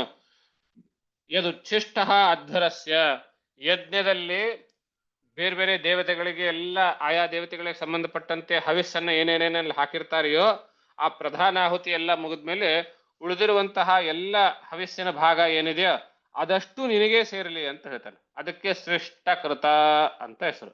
ಇವತ್ತಿಗೂ ಸಹ ಈ ಸೃಷ್ಟಕೃತ ಅನ್ನುವಂತಹ ಹವನವನ್ನ ಹಾಕಿಯೇನೆ ಮುಂದಿನ ಕೆಲಸಕ್ಕೆ ಹೋಗ್ತಾರೆ. ಪ್ರಧಾನಾಹುತಿ ಮುಗಿದ್ಮೇಲೆ ಸೃಷ್ಟಕೃತ ಅನ್ನುವಂತಹದ್ದು ತಕ್ಷಣದಲ್ಲಿಯೇನೆ ಮಾಡುವಂತಹ ಕಾರ್ಯ. ಅದರಲ್ಲಿ ಸೃಷ್ಟಕೃತೆ ಅಗ್ನಿ ಮತ್ತು ಪಶುಪತೆ ರುದ್ರ ಅನ್ನುವಂತಹ ಇಬ್ಬರಿಗೆ ಆಹುತಿ ಇರ್ತದೆ. ಪಶುಪತೆ ರುದ್ರ ಅಂದ್ರೆ ಈ ರುದ್ರ. ಆದ್ರಿಂದ ನಿನಗೆ ಈ ಹವಿಸ್ಸಿನ ಭಾಗವನ್ನ ಕೊಟ್ಟಂತಾಯ್ತು. ಇದನ್ನ ಅಷ್ಟು ಉಳಿದ ಎಲ್ಲಾ ಭಾಗವನ್ನ ಹವಿಸ್ಸಿನ ಭಾಗವನ್ನ ನೀನು ಸ್ವೀಕರಿಸಿ ನಮ್ಮ ಇಷ್ಟು ಬೇಡಿಕೆಯನ್ನೇ ಈಡೇರಿಸಬೇಕು ಅನ್ನೋ ರೀತಿಯಲ್ಲಿ ಈ ಚತುರ್ಮುಖ ಬ್ರಹ್ಮನು ಶಿವನೆದುರಿಗೆ ಪ್ರಾರ್ಥನೆ ಮಾಡ್ತಾನೆ. 7ನೇ ಅಧ್ಯಾಯ. ಇಲ್ಲಿ ಶಿವನ ಉತ್ತರ ಎಷ್ಟು ಸುಂದರವಾಗಿದೆ ಮತ್ತು ಎಷ್ಟು ಬ್ಯಾಲೆನ್ಸ್ಡ್ ಆಗಿದೆ. ಈ ಕಡೆ ಕೋಪನೂ ಇಲ್ಲ, ಈ ಕಡೆ ಅಯ್ಯೋ ಏನಾದ್ರೂ ಮಾಡ್ಕೊಳ್ಳಿ ಹೋಗ್ಲಿ ಅನ್ನುವಂತಹ ಉಡಾಫೆನೂ ಇಲ್ಲ. ತಪ್ಪಿಗೆ ತಕ್ಕ ಶಾಸ್ತಿ ಆಗಬೇಕು, ಯಾವುದನ್ನು ನಿರ್ಲಿಪ್ತತೆ ಅಂದ್ರೇನು ಅನ್ನೋದು ಈ ಶ್ಲೋಕದಲ್ಲಿ ನೋಡಬಹುದು. ಮಹಾದೇವ ಉವಾಚ, 2ನೇ ಶ್ಲೋಕ 7ನೇ ಅಧ್ಯಾಯದಲ್ಲಿ ಏನ್ ಹೇಳ್ತಾನೆ? ನಾಘಂ ಪ್ರಜೇಶ ಬಾಲಾನಾಂ ವರ್ಣಯೇನಾನು ಚಿಂತೆಯೇ ದೈವ ಮಾಯಾಭಿಭೂತಾನಾಂ ದಂಡಸ್ತತ್ರ ಧೃತೋ ಮಯ. ಬಹಳ ಸಿಂಪಲ್ ಆಗಿ ಉತ್ತರ ಕೊಡ್ತಾನೆ. ಪ್ರಜೇಶ, ಹೇ ಚತುರ್ಮುಖ ಬ್ರಹ್ಮನೇ, ಬಾಲಾನಾಂ ಅಘಂ ನ ವರ್ಣಯೇ. ಪಾಪ ಏನೋ ಸಣ್ಣ ಹುಡುಗರು ತಿಳಿದೇ ತಪ್ಪು ಮಾಡಿದ್ದಾರೆ, ಅದನ್ನೇ ಅವ್ರು ಹೀಗೆ ಮಾಡ್ಬೇಕೇನು ಹಾಗೆ ಮಾಡ್ಬೇಕೇನು, ನಾನಂದ್ರೆ ಏನು ಅಂತ ತಿಳ್ಕೊಂಡಿದ್ದಾರೆ ಅವರು. ಹಾಗೆ ಹೀಗೆ ನಾನೇನು ಮಾತಾಡೋದಿಲ್ಲ. ಪಾಪ ಸಣ್ಣ ಹುಡುಗರು ಮಾಡಿದ್ದಾರೆ, ಆ ವಿಷಯದ ಬಗ್ಗೆ ನಾನು ಮಾತೇ ಆಡೋದಿಲ್ಲ. ಅಷ್ಟೇ ಅಲ್ಲದೆ ನಾನು ಚಿಂತೆಗೆ ನಿಮ್ಮ ಎದುರುಗಡೆ ಮಾತಾಡೋಲ್ಲ ಅಂತ ಹೇಳಿ ಆಮೇಲೆ ನಾನು ಒಬ್ಬನೇ ಇದ್ದಾಗ ಅಥವಾ ನನ್ನ ಪಾರ್ಷದರ ಜೊತೆಗೆ ಕೂತ್ಕೊಂಡು ಅವನು ಹಾಗೆ ಮಾಡ್ಬೇಕೇನು ನಾನೊಬ್ಬನೇ ಚಿಂತನೆ ಅದ್ರ ಬಗ್ಗೆನೂ ಮಾಡೋದಿಲ್ಲ. ಅಂದ್ರೆ ಏನರ್ಥ? ಈ ವಿಚಾರವನ್ನ ನನ್ನ ತಲೆಯಿಂದ ಯಾವಾಗಲೂ ತೆಗೆದುಹಾಕಿದ್ದೀನಿ ನಾನು. ಪ್ರಶ್ನೆನೇ ಇಲ್ಲ, ನನ್ನ ತಲೆಯಲ್ಲಿ ಈ ವಿಚಾರ ಇಲ್ವೇ ಇಲ್ಲ ಅನ್ನೋ ರೀತಿ. ಅಂದ್ರೆ ನಿರ್ಲಿಪ್ತ ಭಾವ ಅಂದ್ರೆ ಇದೆ ಅಲ್ವೇ. ಆದ್ರೂ ಮತ್ತೆ ಇಷ್ಟೆಲ್ಲ ಯಜ್ಞಧ್ವಂಸದೆಲ್ಲ ಯಾಕೆ ಮಾಡ್ಬೇಕಾಗಿತ್ತು? ದೈವ ಮಾಯಾಭಿಭೂತಾನಾಂ ದಂಡಸ್ತತ್ರ ಭತೋ ಮಯ. ಅಲ್ಲಿರುವಂತಹ ಜನ ಏನ್ ಯಜ್ಞಕ್ಕೆ ಭಾಗವಹಿಸಿದ್ರಲ್ಲ ಅವರೆಲ್ಲರೂ ಮಾಯೆಯ ಒಳಗಾಗಿದ್ರು. ಅವರಿಗೆ ತಕ್ಕ ಶಾಸ್ತಿ ಮಾಡಬೇಕಾಗಿತ್ತು. ಅದು ದೈವದ ಒಂದು ಸಂಘಟನೆಯಾಗಿತ್ತು. ಆದ್ರಿಂದ ನಾನು ಅವ್ರಿಗೆ ದಂಡ ಕೊಟ್ಟಿದ್ದೀನಿ ಅಷ್ಟೇನೆ ಅಂತ ಹೇಳ್ತಾರೆ. ಅಂದ್ರೆ ಯಾವುದಕ್ಕೂ ನಿರ್ಲಿಪ್ತ ಅನ್ನುವಂಥದ್ದು ಒಂದು. ಇನ್ನೊಂದೇನು? ಮಾಯಾಭಿಭೂತಾನ, ಮಾಯೆಯ ಹೊಡೆತಕ್ಕೆ ಸಿಕ್ಕಂಥವರು ಅಂತ ಪದ ಹೇಳ್ತಾರಲ್ಲ, ಅದರ ಅರ್ಥ ಏನು ಅಂತ ಹೇಳಿದ್ರೆ, ಮಾಯೆ ಹೊಡೆತಕ್ಕೆ ಸಿಕ್ಕಂಥವರೇ ಭೇದ ದೃಷ್ಟಿಯನ್ನು ಉಳ್ಳಂಥವರು. ಯಾರು ಮಾಯೆಯನ್ನ ಗೆದ್ದಿರ್ತಾರೆಯೋ ಅವರು ಅಭೇದ ದೃಷ್ಟಿಯನ್ನ ಹೊಂದುತ್ತಾರೆ ಅನ್ನುವಂಥದ್ದು. ಇದಕ್ಕೆ ಭೇದ ದೃಷ್ಟಿಯನ್ನು ಉಳ್ಳಂಥವ್ರು ಅನ್ನೋ ಮಾತನ್ನ ನಾವು ಚತುರ್ಮುಖ ಬ್ರಹ್ಮನ ಸ್ತೋತ್ರದಲ್ಲಿಯೇನೆ ನಾವು ಹಿಂದೆ ನೋಡಿದೀವಿ. 2 ಶ್ಲೋಕಗಳನ್ನು ಜೋಡಿಸಿದಾಗ ಮಾಯ ಹೊಡೆತಕ್ಕೆ ಸಿಕ್ಕಂಥವರು ಭೇದ ಬುದ್ಧಿ ಉಳ್ಳವರು ಅನ್ನುವ ಅರ್ಥ ಬರ್ತದೆ. ಪ್ರಜಾಪತೇರ್ ದಗ್ಧ ಶೀರ್ಷ್ಣ. ಇವಾಗ ಅವನು ಕೇಳಿರುವಂತಹ ಬೇಡಿಕೆ ಏನೇನಿರ್ತವೆ ಆ ಎಲ್ಲ ಬೇಡಿಕೆ ಒಂದೊಂದಾಗ್ಲಿ ಅಂತ ಕೇಳ್ಕೋತ. ಎಷ್ಟು ಸಿಂಪಲ್ ಆಗಿದೆ ನೋಡಿ. ಅವನು ದಕ್ಷ ಉಪದೇಶ ಇವನನ್ನ ಸಿಕ್ಕಾಪಟ್ಟೆ ತೆಗಳ್ತಾ ಇದ್ದ. ಮುಂಚೆ ದಕ್ಷನು ಯಜ್ಞಶಾಲಾ ಪ್ರವೇಶ ಮಾಡಿದ, ಎಲ್ರು ಏನೋ ತುಂಬಾ ದೊಡ್ಡ ಬಂದವರು ಅಂತ ಹೇಳಿ ಎದ್ದು ನಿಂತರು. ಶಿವನ ಅದನ್ನ ರೆಸ್ಪಾನ್ಸ್, ನೋ ರಿಯಾಕ್ಟ್, ಅಲ್ಲೇ ಸುಮ್ಮನೆ ಕೂತಿದ್ದ. ಆಮೇಲೆ ದಕ್ಷನು ಇವನನ್ನ ಮನಸ್ಸಿಗೆ ಬಂದ ಹಾಗೆ ತೆಗಳಿದ, ಬೈದ, ಅಪಹಾಸ್ಯ, ಅವಮಾನ ಎಲ್ಲವೂ ಮಾಡಿದ.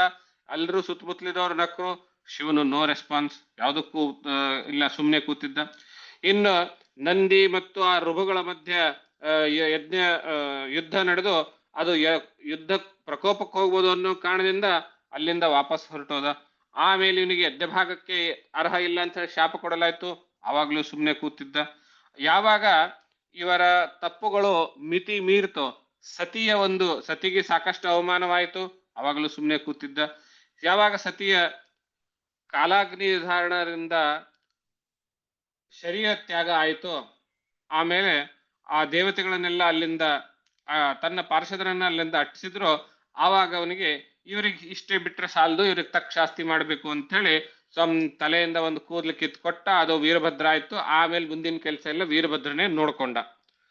ಆಮೇಲೆ ನಾನು ವೀರಭದ್ರ ಕಳಿಸಿದ್ದೆ, ಅವನೇನಾಯ್ತು, ಅವನಿಗೆ ಯಜ್ಞ ಕೆಲಸ ಆಯ್ತೋ ಇಲ್ಲೋ, ಅವನಿಗೇನೆ ಸೋಲಾಯ್ತೇನೋ, ಆ ರೀತಿ ಏನ್ ಚಿಂತೆ ಮಾಡ್ತಾ ಕೂತಿರ್ಲಿಲ್ಲ. ಹ್ಯಾಕ್ ಕೂತಿದ್ದ ಅವನು? ಪಾಪ ಸನಕ, ಸನಂದನ, ಸನತ್ ಕುಮಾರ, ನಾರದ ಅವರಿಗೆ ತತ್ವವಿದ್ಯೆಯನ್ನು ಹೇಳ್ಕೊಂಡು ಕೂತಿದ್ದಾನೆ. ಅಂದ್ರೆ ನೋಡಿ ಎಷ್ಟು ನಿರ್ಲಿಪ್ತತೆ ಅನ್ನುವಂತಹದ್ದನ್ನು. ಆಮೇಲೆ ಎಲ್ಲ ದೇವತೆಗಳು ಬಂದ್ರು, ಇವನೇನ್ ಪ್ರಾರ್ಥನೆ ಮಾಡಿದ್ರು, ಸಂತೋಷವಾಯ್ತು. ಪ್ರಾರ್ಥನೆ ಆದ್ಮೇಲೆ ಅವ್ನು ಹೇಳ್ದ, ನೋಡ್ಕಣಯ್ಯ, ಅವ್ರ ಮೇಲೆ ನನಗೆ ಯಾವುದೇ ರೀತಿ, ನಾವು ಇವಾಗಿನ ಭಾಷೆನಲ್ಲಿ ಹೇಳ್ಬೇಕು ಅಂತ ಹೇಳಿದ್ರೆ ಪರ್ಸನಲ್ ಗ್ರಜ್ ಅನ್ನೋದೇನೂ ಇಲ್ಲ. ತಪ್ಪು ಮಾಡಿದ್ರು, ಶಿಕ್ಷೆ ಆಗ್ಬೇಕಾಗಿತ್ತು, ಶಿಕ್ಷೆ ಕೊಟ್ಟೆ, ಅಷ್ಟೇನೆ, ಮುಗೀತ. ಆಮೇಲೆ ನೀವೇನ್ ಕೇಳ್ತೀರಾ, ಇದ್ದಿದ್ದು ಕೇಳ್ತೀರಾ, ಸರಿ ಆಗ್ಲಿ ಅಂತ ಹೇಳಿ ಎಲ್ರಿಗೂ ವರವನ್ನು ಕೊಟ್ಟ. ಪ್ರಜಾಪತೇರ್ ದಗ್ಧ ಶೀರ್ಷ್ಣೋ ಭವತ್ವಜ ಮುಖಂ ಶಿರಃ. ಆ ದಕ್ಷ ಪ್ರಜಾಪತಿಗೆ ಇವಾಗ ತಲೆ ಇಲ್ಲ, ಅವನ ತಲೆ ಕಿತ್ತು ಯಜ್ಞದಲ್ಲಿ ಆಹುತಿ ಹಾಕಿದ್ದಾರೆ. ಅವನ ಗತಿ ಏನು ಅಂತ ಕೇಳಿದ್ರೆ ಅಜಮುಖಂ ಶಿರಃ. ಅವನ ತಲೆಯ ಜಾಗಕ್ಕೆ ಆಡು, ಅಜ ಅಂದ್ರೆ ಆಡು, ಮೇಕೆ ಅಂತ ಇರ್ತಲ್ಲ, ಆಡಿನ ಶಿರ ಅವನಿಗೆ ಬರಲಿ. ಮೊದಲನೇದು. ಮಿತ್ರಸ್ಯ ಚಕ್ಷುಷೇ ಕ್ಷೇತ ಭಾಗಂ ಸ್ವಬರ್ಹಿಷೋ ಭಗಃ. ಭಗನು ಮಿತ್ರ ದೇವತೆಗಳ ಕಣ್ಣಿನಿಂದ ನೋಡಲಿ ಅಂತ ಅವನಿಗೆ ಆಶೀರ್ವಾದ ಕೊಟ್ಟ. ಪೂಷಾತು ಯಜಮಾನಸ್ಯ ದದ್ಭಿರ್ಜಕ್ಷತು ಪಿಷ್ಟಭುಕ. ಪೂಷಾ ದೇವತೆಯು ಯಜಮಾನನ ಹಲ್ಲುಗಳಿಂದಲೇನೆ ಅಗ್ನಿಗೆ ಹಾಕಿರುವಂತಹ ಹವಿಸ್ಸನ್ನ, ಪಿಷ್ಟ ಏನಿದೆ ಅದನ್ನ ಅವನು ತಿನ್ನುವಂಥವನಾಗ್ಲಿ, ಸ್ವೀಕರಿಸುವಂಥವನಾಗಲಿ ಅನ್ನುವಂಥದ್ದು. ಬಾಹುಭ್ಯಾಂ ಅಶ್ವಿನೋ ಪೂಷ್ಣೋ ಹಸ್ತಾಭ್ಯಾಂ ಕೃತಬಾಹವಃ. ಅಶ್ವಿನಿ ದೇವತೆಗಳ ಮತ್ತು ಇತರ ದೇವತೆಗಳ ಬಾಹುಗಳಿಂದಲೇ ಆ ಪೂಷಾ ದೇವತೆಗಳು ಕೈಗಳನ್ನು ಪಡೆಯುವಂಥವರಾಗ್ಲಿ, ಅವರ ಮೂಲಕವೇನೆ ಇವರು ಹವಿಸ್ಸನ್ನ ಸ್ವೀಕರಿಸುವಂಥವರಾಗ್ಲಿ ಅಂಥೇಳಿ ಎಲ್ರಿಗೂ ಒಂದೊಂದೇನೋ ಅಡ್ಜಸ್ಟ್ಮೆಂಟ್ ಉಪಾಯ ಮಾಡಿಕೊಟ್ಟ. ಎಲ್ರಿಗೂ ಅವನ ಕಣ್ಣಿಲ್ಲ ಅಂತ ಹೇಳಿದ್ರೆ ನೀನು ಮಿತ್ರನ ಕಣ್ಣಿಂದ ನೋಡ್ಕಣಯ್ಯ, ಹಲ್ಲಿಲ್ಲ ಅಂತ ಹೇಳಿದ್ರೆ ನೀನು ಯಜಮಾನನ ಹಲ್ಲಿಂದ ತಿನ್ನು, ನನಗೆ ಕೈಗಳೇ ಇಲ್ಲ ಅಂತ ಹೇಳಿದ್ರೆ ಅಶ್ವಿನಿ ದೇವತೆಗಳ ಕೈಯಿಂದ ಹವಿಸ್ಸನ್ನ ಸ್ವೀಕರಿಸು ಅನ್ನೋ ರೀತಿಯಲ್ಲಿ ಅವನಿಗೆ ಎಲ್ರಿಗೂ ಅವರವ್ರಿಗೆ ಬೇಕಾಗಿರುವಂತಹ ಅನುಕೂಲವನ್ನು ಮಾಡಿಕೊಟ್ಟ. ಆವಾಗ ದಕ್ಷನು ಪುನಃ ಅಜದ ಅಂದ್ರೆ ಮೇಕೆಯ, ಆಡಿನ ಶಿರವನ್ನು ಹಾಕಿದ ಮೇಲೆ ಅವನು ಪುನಃ ಎಚ್ಚೆತ್ತನಾಗಿ, ಜೀವ ಬಂದಂಥವನಾಗಿ, ಎದ್ದವನಾಗಿ, ತನ್ನ ತಪ್ಪಿನ ಅರಿವಾಗಿ ಇವಾಗ ಶಿವನಲ್ಲಿ ಬೇಡ್ಕೊಳ್ತಾನೆ. 13ನೇ ಶ್ಲೋಕದಲ್ಲಿ ಭೂಯಾನನುಗ್ರಹ ಅಹೋ ಭವತಾ ಕೃತೋ ಮೇ ದಂಡಸ್ತಯಾ ಮಯಿ ಭೃತೋ ಯದಪಿ ಪ್ರಲಬ್ಧಃ ನ ಬ್ರಹ್ಮಬಂಧು ಶುಚವಾಂ ಭಗವನ್ನವಜ್ಞ ತುಭ್ಯಂ ಹರೇಶ್ಚ ಕುತ ಏವ ಧೃತವ್ರತೇಷು.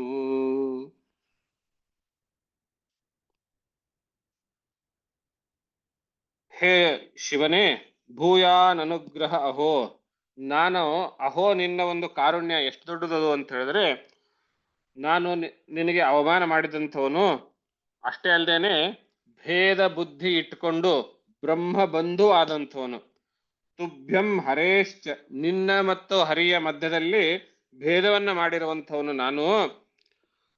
ಆದ್ರಿಂದ ನಾನು ಬ್ರಾಹ್ಮಣನಾಗಿರ್ಲಿಕ್ಕೆ ಸಾಧ್ಯ ಇಲ್ಲ. ಬ್ರಾಹ್ಮಣ ಅಂದ್ರೆ ಬ್ರಹ್ಮಜ್ಞಾನ ಉಳ್ಳವನು, ಆ ಹಂತದ ಬ್ರಾಹ್ಮಣ ಆಗ್ಲಿಕ್ಕೆ ಸಾಧ್ಯ ಇಲ್ಲ.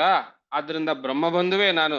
ಆದ್ರೂ ನಿನ್ನ ಎಂತಹ ಕರುಣೆಯಪ್ಪ ಅದು, ನನ್ನಂತಹ ಬ್ರಹ್ಮಬಂಧುವಿನಲ್ಲಿಯೂ ನೀನು ಕರುಣೆಯನ್ನು ತೋರಿದೀಯಾ ಎನ್ನುವ ರೀತಿಯಲ್ಲಿ ಪ್ರಾರ್ಥನೆಯನ್ನು ಮಾಡ್ತಾನೆ.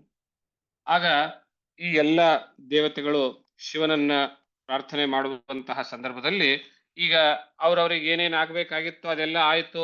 ಶಿವರು ಚತುರ್ಮುಖ ಬ್ರಹ್ಮನು ಏನ್ ಬೇಡಿಕೆ ಪಟ್ಟಿ ಇಟ್ಟಿದ್ನೋ ಆ ಬೇಡಿಕೆ ಎಲ್ಲ ಈಡೇರಿದ್ದಾಯ್ತು. ಇವಾಗ ಉಳಿದಿರೋದು ಒಂದೇ ಒಂದು ಕೆಲಸ ಏನು, ಆ ಯಜ್ಞ ಸಂಪೂರ್ಣ ಆಗಬೇಕು. ಧ್ವಂಸ ಆಗಿರುವಂತಹ ಯಜ್ಞ ಸಂಪೂರ್ಣ ಆಗಬೇಕು.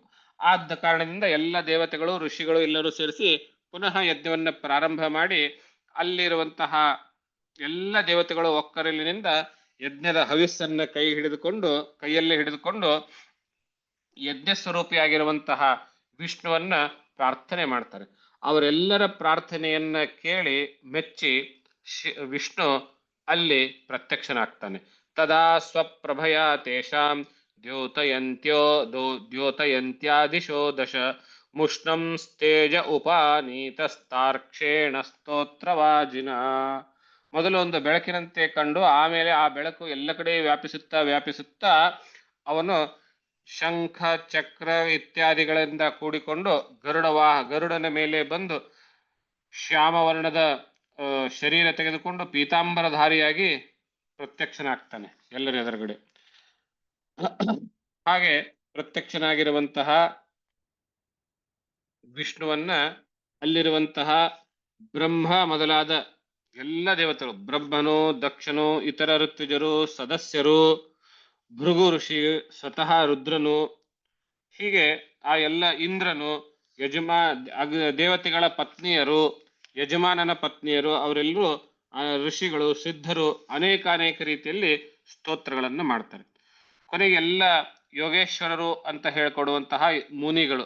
ಯೋಗೇಶ್ವರರು ಅಂತ ಹೇಳಿದ್ರೆ ಯೋಗದ ಸಾಧನೆಯಲ್ಲಿ ಪರಿಪಕ್ವವನ್ನು ಹೊಂದು ಅದನ್ನ ಅಂತಿಮ ಸ್ಥಿತಿಯನ್ನು ಮುಟ್ಟಿದಂಥವ್ರು. ಅಂತಹ ಋಷಿಗಳು ಆ ವಿಷ್ಣುವನ್ನ ಪ್ರಾರ್ಥನೆ ಮಾಡುವಾಗ ಬಹಳ ಸುಂದರವಾದ ಮಾತನ್ನು ಹೇಳ್ತಾರೆ. ಮತ್ತೆ ಪುನಃ ಅದ್ವೈತವನ್ನೇ ನಾವಿಲ್ಲಿ ನೋಡ್ತೀವಿ. ಜಗದುದ್ಭವ ಸ್ಥಿತಿಲಯೇಶು ವೈವತೋ ದೈವತೋ ಬಹುಭಿದ್ಯಮಾನ ಗುಣಯ ಆತ್ಮಮಾಯಯ ರಚಿತಾತ್ಮಭೇದಮತಯೇ ಸ್ವಸಂಸ್ಥಯ ವಿನಿವರ್ತಿತ ಭ್ರಮಗುಣಾತ್ಮನೇ ನಮಃ. ವಿನಿವರ್ತಿತ ಭ್ರಮಗುಣಾತ್ಮನೇ ನಮಃ. ಭ್ರಮೆಯನ್ನ ನಿವಾರಣೆ ಮಾಡುವಂತಹ, ಭ್ರಮೆಯನ್ನ ದೂರ ಮಾಡುವಂತಹ ಗುಣಾತ್ಮನು, ಸತ್ವಾದಿ ಗುಣಗಳಿಂದ ಕೂಡಿರುವಂಥವನು ನಿನಗೆ ನಮಃ. ಆದ್ರೆ ನೀನು ಜಗದುದ್ಭವ ಸ್ಥಿತಿ ಲಯೇಶು, ಜಗತ್ತಿನ ಉದ್ಭವ, ಸ್ಥಿತಿ ಮತ್ತು ಲಯ, ಈ ಕಾಲದಲ್ಲಿ ಬಹುಭಿದ್ಯಮಾನ ಗುಣಯ ಆತ್ಮಮಾಯಯ, ಸತ್ವ ರಜಸ್ಸು ತಮಸ್ಸು ಎಂಬ ರೀತಿಯಲ್ಲಿ ವಿಭಾಗ ಹೊಂದಿರುವಂತಹ ಆ ಗುಣಗಳಿಂದ ಮತ್ತು ಆತ್ಮ ಮಾಯಯ, ತನ್ನ ಮಾಯಾ ಶಕ್ತಿಯಿಂದ ರಚಿತಾತ್ಮಭೇದ ಮತಯೇ, ಆತ್ಮಭೇದ ತನ್ನನ್ನೇ ಮೂರಾಗಿ ಮಾಡಿಕೊಂಡು, ರಚಿತಾತ್ಮಭೇದ ಮತಯೇ ತನ್ನನ್ನೇ ಮೂರು ಭಾಗ ಮಾಡಿಕೊಂಡು, ಮೂರು ಭಾಗ ಅಂದ್ರೇನು, ಸತ್ವರಜಸ್ ತಮೋ ಗುಣಗಳಿಂದ, ಸತ್ವಗುಣದಿಂದ ವಿಷ್ಣು, ತಮೋ ಗುಣದಿಂದ ರುದ್ರ, ಬ್ರಹ್ಮ ರಜೋಗುಣದಿಂದ ಬ್ರಹ್ಮ, ಈ ರೀತಿಯಾಗಿ ಭೇದ ಮಾಡಿಕೊಂಡು ಸ್ವಸಂಸ್ಥೆಯ ತನ್ನಿಂದಲೇನೆ ಮಾಡಿಕೊಂಡಿರುವಂಥವನು. ಮತ್ತು ವಿನಿವರ್ತಿತ ಭ್ರಮ, ನಿನ್ನನ್ನು ತಿಳಿದುಕೊಳ್ಳೋದಕ್ಕೆ ಭ್ರಮೆ ಏನುಂಟಾಗುತ್ತದೆಯೋ ಆ ಭ್ರಮೆಯನ್ನು ಕೂಡ ನೀನು ಹೋಗಲಾಡಿಸಲು ಸಮರ್ಥನಾಗಿರುವಂಥವನು. ನಿನಗೆ ನಮೋ ನಮಃ ಅಂತ. ಈ ಮಾತನ್ನ ಸಾಧಾರಣವಾಗಿ ನಾವು ಎಲ್ಲರೂ ಕೇಳಿರ್ತೀವಿ. ಒಬ್ಬನೇ ಭಗವಂತನು ಸೃಷ್ಟಿ ಸ್ಥಿತಿ ಲಯ ಕಾಲದಲ್ಲಿ ಮೂರು ರೀತಿ ಬೇರೆ ಬೇರೆ ವೇಷ ಹಾಕೊಂಡು, ಆಕಾರ ಹಾಕೊಂಡು ಬರ್ತಾನೆ ಅಂತ. ಆ ಮಾತಿಗೆ ಆಧಾರ ಎಲ್ಲಿದೆ? ಭಾಗವತದಲ್ಲಿದೆ. ಇಲ್ಲಿ 4ನೇ ಸ್ಕಂದ 7ನೇ ಅಧ್ಯಾಯ 39ನೇ ಶ್ಲೋಕದಲ್ಲಿ ದಕ್ಷ ಪ್ರಜಾಪತಿಯ ಯಜ್ಞದ ಪರಿಸಮಾಪ್ತಿ ಸಂದರ್ಭದಲ್ಲಿ ವಿಷ್ಣು ಅವತಾರ ಮಾಡಿದಾಗ, ವಿಷ್ಣುವು ಪ್ರಕಟಗೊಂಡಾಗ ಈ ಸ್ತೋತ್ರವನ್ನ ಹೇಳಿರುವುದನ್ನು ನಾವು ನೋಡ್ತೇವೆ. ಮುಂದೆ ಬ್ರಹ್ಮನು ಇದೇ ಅರ್ಥದ ಸ್ತೋತ್ರವನ್ನು ಮಾಡ್ತಾನೆ. ನಮಸ್ತೆ ಶ್ರಿತಸತ್ವಾಯ ಧರ್ಮಾದೀನಾಂಚ ಸೂತಯೇ ನಿರ್ಗುಣಾಯ ಚ ಯತ್ಕಾಷ್ಟಾಂ ನಾಹಂ ವೇದ ಪರೇಪಿ ಚ. ಈ ಶ್ಲೋಕದಲ್ಲಿ ವಿಷ್ಣುವಿಗೆ ನಿರ್ಗುಣನು ಅಂತ ಹೇಳ್ತಾನೆ. ಮೂಲದಲ್ಲಿ ನೀನು ನಿರ್ಗುಣನು, ಆದ್ರೆ ಸೃಷ್ಟಿ ಸ್ಥಿತಿ ಲಯಗಳಿಗೆ ತಕ್ಕಂತ ಆ ಕೆಲಸಗಳು ಈಡೇರಿಸಲು ಸತ್ವರಜಸ್ತಮೋಗಳನ್ನು ಪಡೆದುಕೊಂಡಿರುವಂಥವನು ನಿನ್ನ ಆ ಒಂದು ಜ್ಞಾನವನ್ನ, ಆತ್ಮತತ್ವ ಜ್ಞಾನವನ್ನ ನಾನೆಲ್ಲಿ ತಿಳ್ಕೊಳ್ಳೋಕೆ ಸಾಧ್ಯ ಕಣಯ್ಯ, ನಿನಗೆ ನಮಸ್ಕಾರ ಮಾಡ್ತೀನಿ, ಅನುಗ್ರಹಿಸು ಅನ್ನೋ ರೀತಿಯಲ್ಲಿ. ಹೀಗೆ ಅನೇಕ ದೇವತೆಗಳಲ್ಲಿರುವಂತಹ ಎಲ್ಲರೂ ಆ ವಿಷ್ಣುವನ್ನ ನಮಸ್ಕರಿಸಿದಾಗ ಭಗವಂತ ಈ ಮುಂದಿನ ಶ್ಲೋಕವನ್ನ ಅಂದ್ರೆ ಅವರಿಗೆ ಉತ್ತರ ರೂಪದಲ್ಲಿ ಶ್ಲೋಕವನ್ನು ಹೇಳ್ತಾನೆ.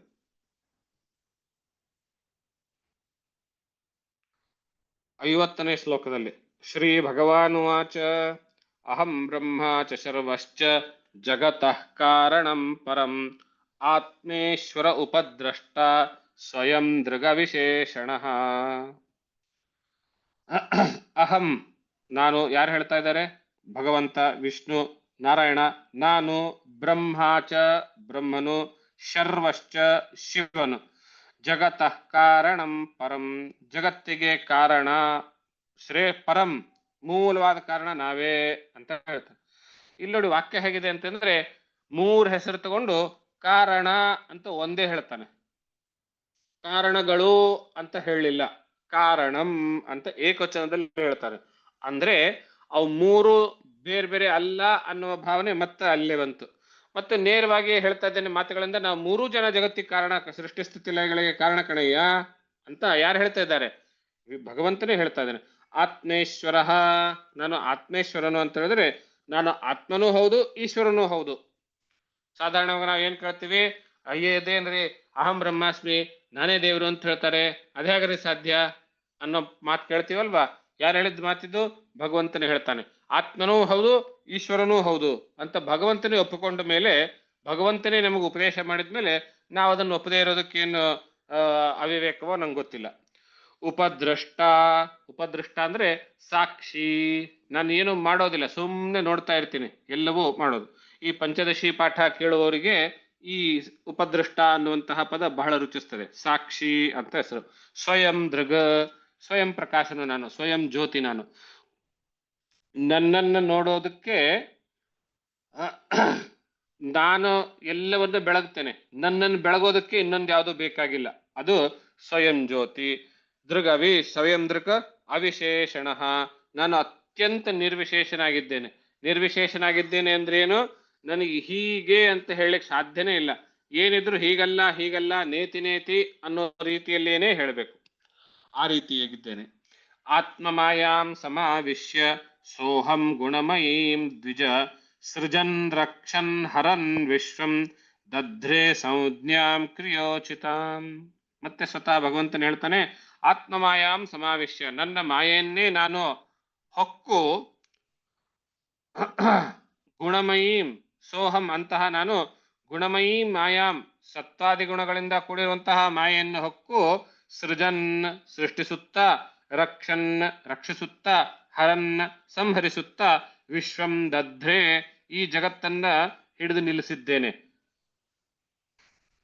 ಮತ್ತು ಅದೇ ರೀತಿ ಆಯಾ ಕೆಲಸಗಳಿಗೆ ತಕ್ಕಂತೆ ಹೆಸರುಗಳನ್ನು ಪಡೆದಿದ್ದೇನೆ. ಸಂಜ್ಞಾಂ ಕ್ರಿಯೋಚಿತಾಂ, ಕ್ರಿಯೆಗೆ ಉಚಿತವಾಗಿರುವಂತಹ ಸಂಜ್ಞೆಯನ್ನ, ಹೆಸರನ್ನು ಪಡೆದಿದ್ದೇನೆ. ಸೃಷ್ಟಿ ಮಾಡುವಾಗ ಬ್ರಹ್ಮ, ರಕ್ಷಣೆ ಮಾಡುವಾಗ ವಿಷ್ಣು, ಸಂಹಾರ ಮಾಡುವಾಗ ಹರ ಶಿವ. ತಸ್ಮಿನ್ ಬ್ರಹ್ಮಣ್ಯದ್ವಿತೀಯೇ ಕೇವಲೇ ಪರಮಾತ್ಮನಿ ಬ್ರಹ್ಮರುದ್ರೌ ಚ ಭೂತಾನಿ ಭೇದೇನಾಜ್ಞೋನು ಪಶ್ಯತಿ. ತುಂಬಾ ಸ್ಪಷ್ಟವಾಗಿದೆ ಈ ಶ್ಲೋಕದಲ್ಲಂತೂ. ತಸ್ಮಿನ್ ಅದ್ವಿತೀಯೇ ಬ್ರಹ್ಮಣಿ, ಆ ಅದ್ವಿತೀಯನಾದ ಒಬ್ಬನೇ ಆದ ಬ್ರಹ್ಮದಲ್ಲಿ, ಕೇವಲೇ ಒಬ್ಬನೇ, ಪರಮಾತ್ಮನಿ ಆ ಪರಮಾತ್ಮನಲ್ಲಿ, ಬ್ರಹ್ಮರುದ್ರೌಚ ಭೂತಾನೆ ಬ್ರಹ್ಮರುದ್ರ ಇಬ್ರು ಅವನಲ್ಲಿ ಆಗಿರೋದು ಅಂತ ಹೇಳಿದೆ. ಅವನಲ್ಲಿ ಆಗಿರೋದು ಅಂದ್ರೆ ಏನರ್ಥ? ಬ್ರಹ್ಮ, ರುದ್ರ ಮತ್ತು ಆ ವಿಷ್ಣು ಇವರು ಒಂದೇ ಆಯ್ತು. ಅಜ್ಞನಾದವನು, ಯಾರಿಗೆ ತಿಳುವಳಿಕೆ ಇಲ್ವೋ, ವಿವೇಕ ಇಲ್ವೋ, ಅವನು ಭೇದೇನ ಅನುಪಶ್ಯತಿ, ಅವನು ಮಾತ್ರ ಈ ಮೂರನ್ನ ಭೇದವಾಗಿ ಬೇರೆ ಬೇರೆಯಾಗಿ, ಬ್ರಹ್ಮ ವಿಷ್ಣು ಮಹೇಶ್ವರ ಇವರೆಲ್ಲ ಬೇರೆ ಬೇರೆ ಎಂಬ ರೀತಿಯಲ್ಲಿ ನೋಡ್ತಾ ಇರ್ತಾನೆ. ಹೇಗೆ ಅನ್ನೋದಕ್ಕೆ ಬಹಳ ಸುಂದರವಾದಂತಹ ದೃಷ್ಟಾಂತ ಈ ಶ್ಲೋಕದಲ್ಲಿ. ಯಥಾ ಪುಮಾನ್ನ ಸ್ವಾಂಗೇಶು ಶಿರಃ ಪಾಣ್ಯಾದಿಶು ಕ್ವಚಿತ ಪಾರಕ್ಯ ಬುದ್ಧಿಂ ಕುರುತೆ ಏವಂ ಭೂತೇಶು ಮತ್ಪರಃ. ಈಗ ನೋಡಿ, ಜ್ಞಾನಿಯಾದಂಥವನು ಅಥವಾ ಸ್ವಲ್ಪ ತಿಳುವಳಿಕೆ ಹೇಳುವಂಥವನು ತನ್ನ ಕೈ ಕಾಲು ಇತ್ಯಾದಿ ಅಂಗಗಳಿಗೆ ತನಗಿಂತ ಬೇರೆ ಅಲ್ಲ ಎನ್ನುವುದನ್ನು ಇಟ್ಕೊಂಡಿರ್ತಾನೆ. ಆದ್ರೆ ಅಜ್ಞಾನಿಯಾದಂಥವ್ರು ಅದು ಬೇರೆ, ಅದು ನಾನು ಬೇರೆ ಅನ್ನೋ ರೀತಿಯಲ್ಲಿ ಅಂಗಾಂಗಗಳನ್ನೇ ಬೇರೆಯಾಗಿ ನೋಡ್ತಾನೆ. ಯಾವ ರೀತಿ ಸ್ವಲ್ಪ ತಿಳುವಳಿಕೆ ಹೇಳುವವನು ಅಂಗಾಂಗಗಳನ್ನೇ ಬೇರೆಯಾಗಿ ನೋಡೋದಿಲ್ವೋ, ಹಾಗೆ ಸ್ವಲ್ಪ ತಿಳುವಳಿಕೆ ಉಳ್ಳವನು ಬ್ರಹ್ಮ ವಿಷ್ಣು ಮಹೇಶ್ವರಲ್ಲಿ ಭೇದ ಭಾವ ನೋಡೋದಿಲ್ಲ ಅನ್ನೋದು ತಾತ್ಪರ್ಯ. ಮುಂದಿನ ಶ್ಲೋಕದಲ್ಲಿ ಉಪಸಂಹಾರ ರೂಪದಲ್ಲಿ ಹೇಳ್ತಾನೆ, ತ್ರಯಾಣಾಂ ಏಕಭಾವಾನಾಂ ಯೋ ನ ಪಶ್ಯತಿ ವೈಭಿಧಾಂ ಸರ್ವಭೂತಾತ್ಮನಾಂ ಬ್ರಹ್ಮನ್ ಸಶಾಂತಿಮಧಿಗಚ್ಚತಿ. ತ್ರಯಾಣಾಂ ಏಕಭಾವಾನಾಂ, ಒಂದೇ ಭಾವವಾಗಿರುವಂತಹ ಮೂವರಲ್ಲಿ ಯಹ ಭಿದಾಂ ಪಶ್ಯತಿ, ಯಾರು ಭೇದವನ್ನು ನೋಡ್ತಾರೆಯೋ ಸಹ ಸರ್ವಭೂತಾತ್ಮನಂ, ಎಲ್ಲ ಭೂತಗಳಿಗೂ ಆತ್ಮನಾಗಿರುವಂತಹ ಎಲ್ಲರ ಹೃದಯಾಂತರಿಯಾಗಿರುವಂತಹ ಆ ಬ್ರಹ್ಮನಲ್ಲಿ ಭೇದವನ್ನು ಯಾರು ನೋಡ್ತಾರೆಯೋ ಸಹ ಶಾಂತಿಂ ನ ಅಧಿಗಚ್ಚತಿ, ಅವನು ಯಾವತ್ತಿಗೂ ಶಾಂತಿಯನ್ನು ಹೊಂದುವುದಿಲ್ಲ, ಜ್ಞಾನ ಹೊಂದುವುದಿಲ್ಲ ಅನ್ನುವಂತಹ ರೀತಿಯನ್ನು ಹೇಳ್ತಾ ಇಲ್ಲಿಗೆ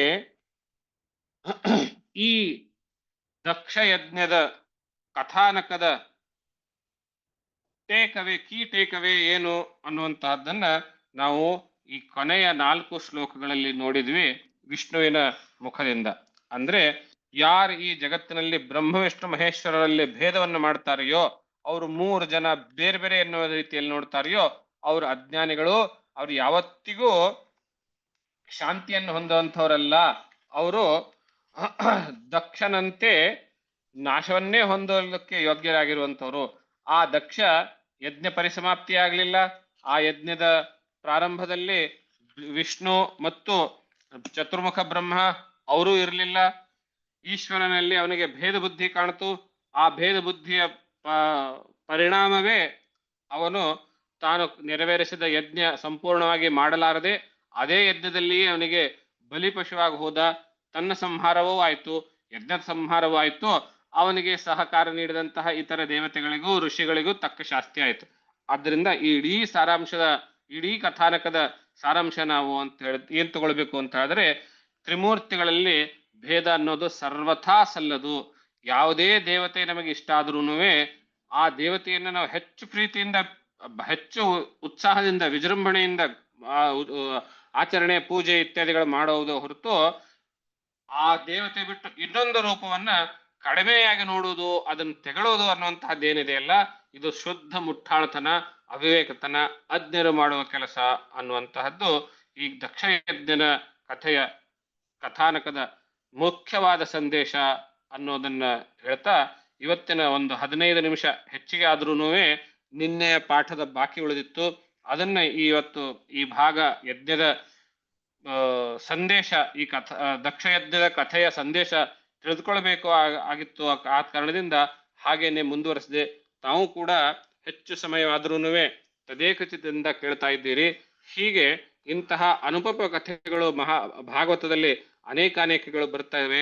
ಆ ಕಥೆಗಳ ಬಗ್ಗೆ ಕಥೆನೂ ಕೇಳೋಣ, ಆದ್ರೆ ಕಥೆಯ ಹಿಂದಿರುವ ಉಪದೇಶ ಏನಿದೆ ಅದರ ಬಗ್ಗೆ ಹೆಚ್ಚು ಗಮನ ಕೊಟ್ಟು ಇಂತಹ ಅಮೂಲ್ಯವಾದ ಉಪದೇಶಗಳನ್ನು ನಾವು ಜೀವನದಲ್ಲಿ ಅಳವಡಿಸ್ಕೊಳ್ಳೋಣ ಅಂತ ಹೇಳ್ತಾ ಇವತ್ತಿನ ಈ ಕಥಾಭಾಗವನ್ನು ತಮ್ಮೆಲ್ಲರ ಹೃದಯ ಕಮಲದಲ್ಲಿರುವಂತಹ ಪರಮಾತ್ಮ ನಡೆಯಲ್ಲಿ ಅರ್ಪಿಸಿ ವಾಣಿಗೆ ವಿರಾಮ ನೀಡುತ್ತೇವೆ. ತತ್ಸತ್ ಶ್ರೀ ಕೃಷ್ಣಾರ್ಪಣಮಸ್ತು. ನಮಸ್ಕಾರ.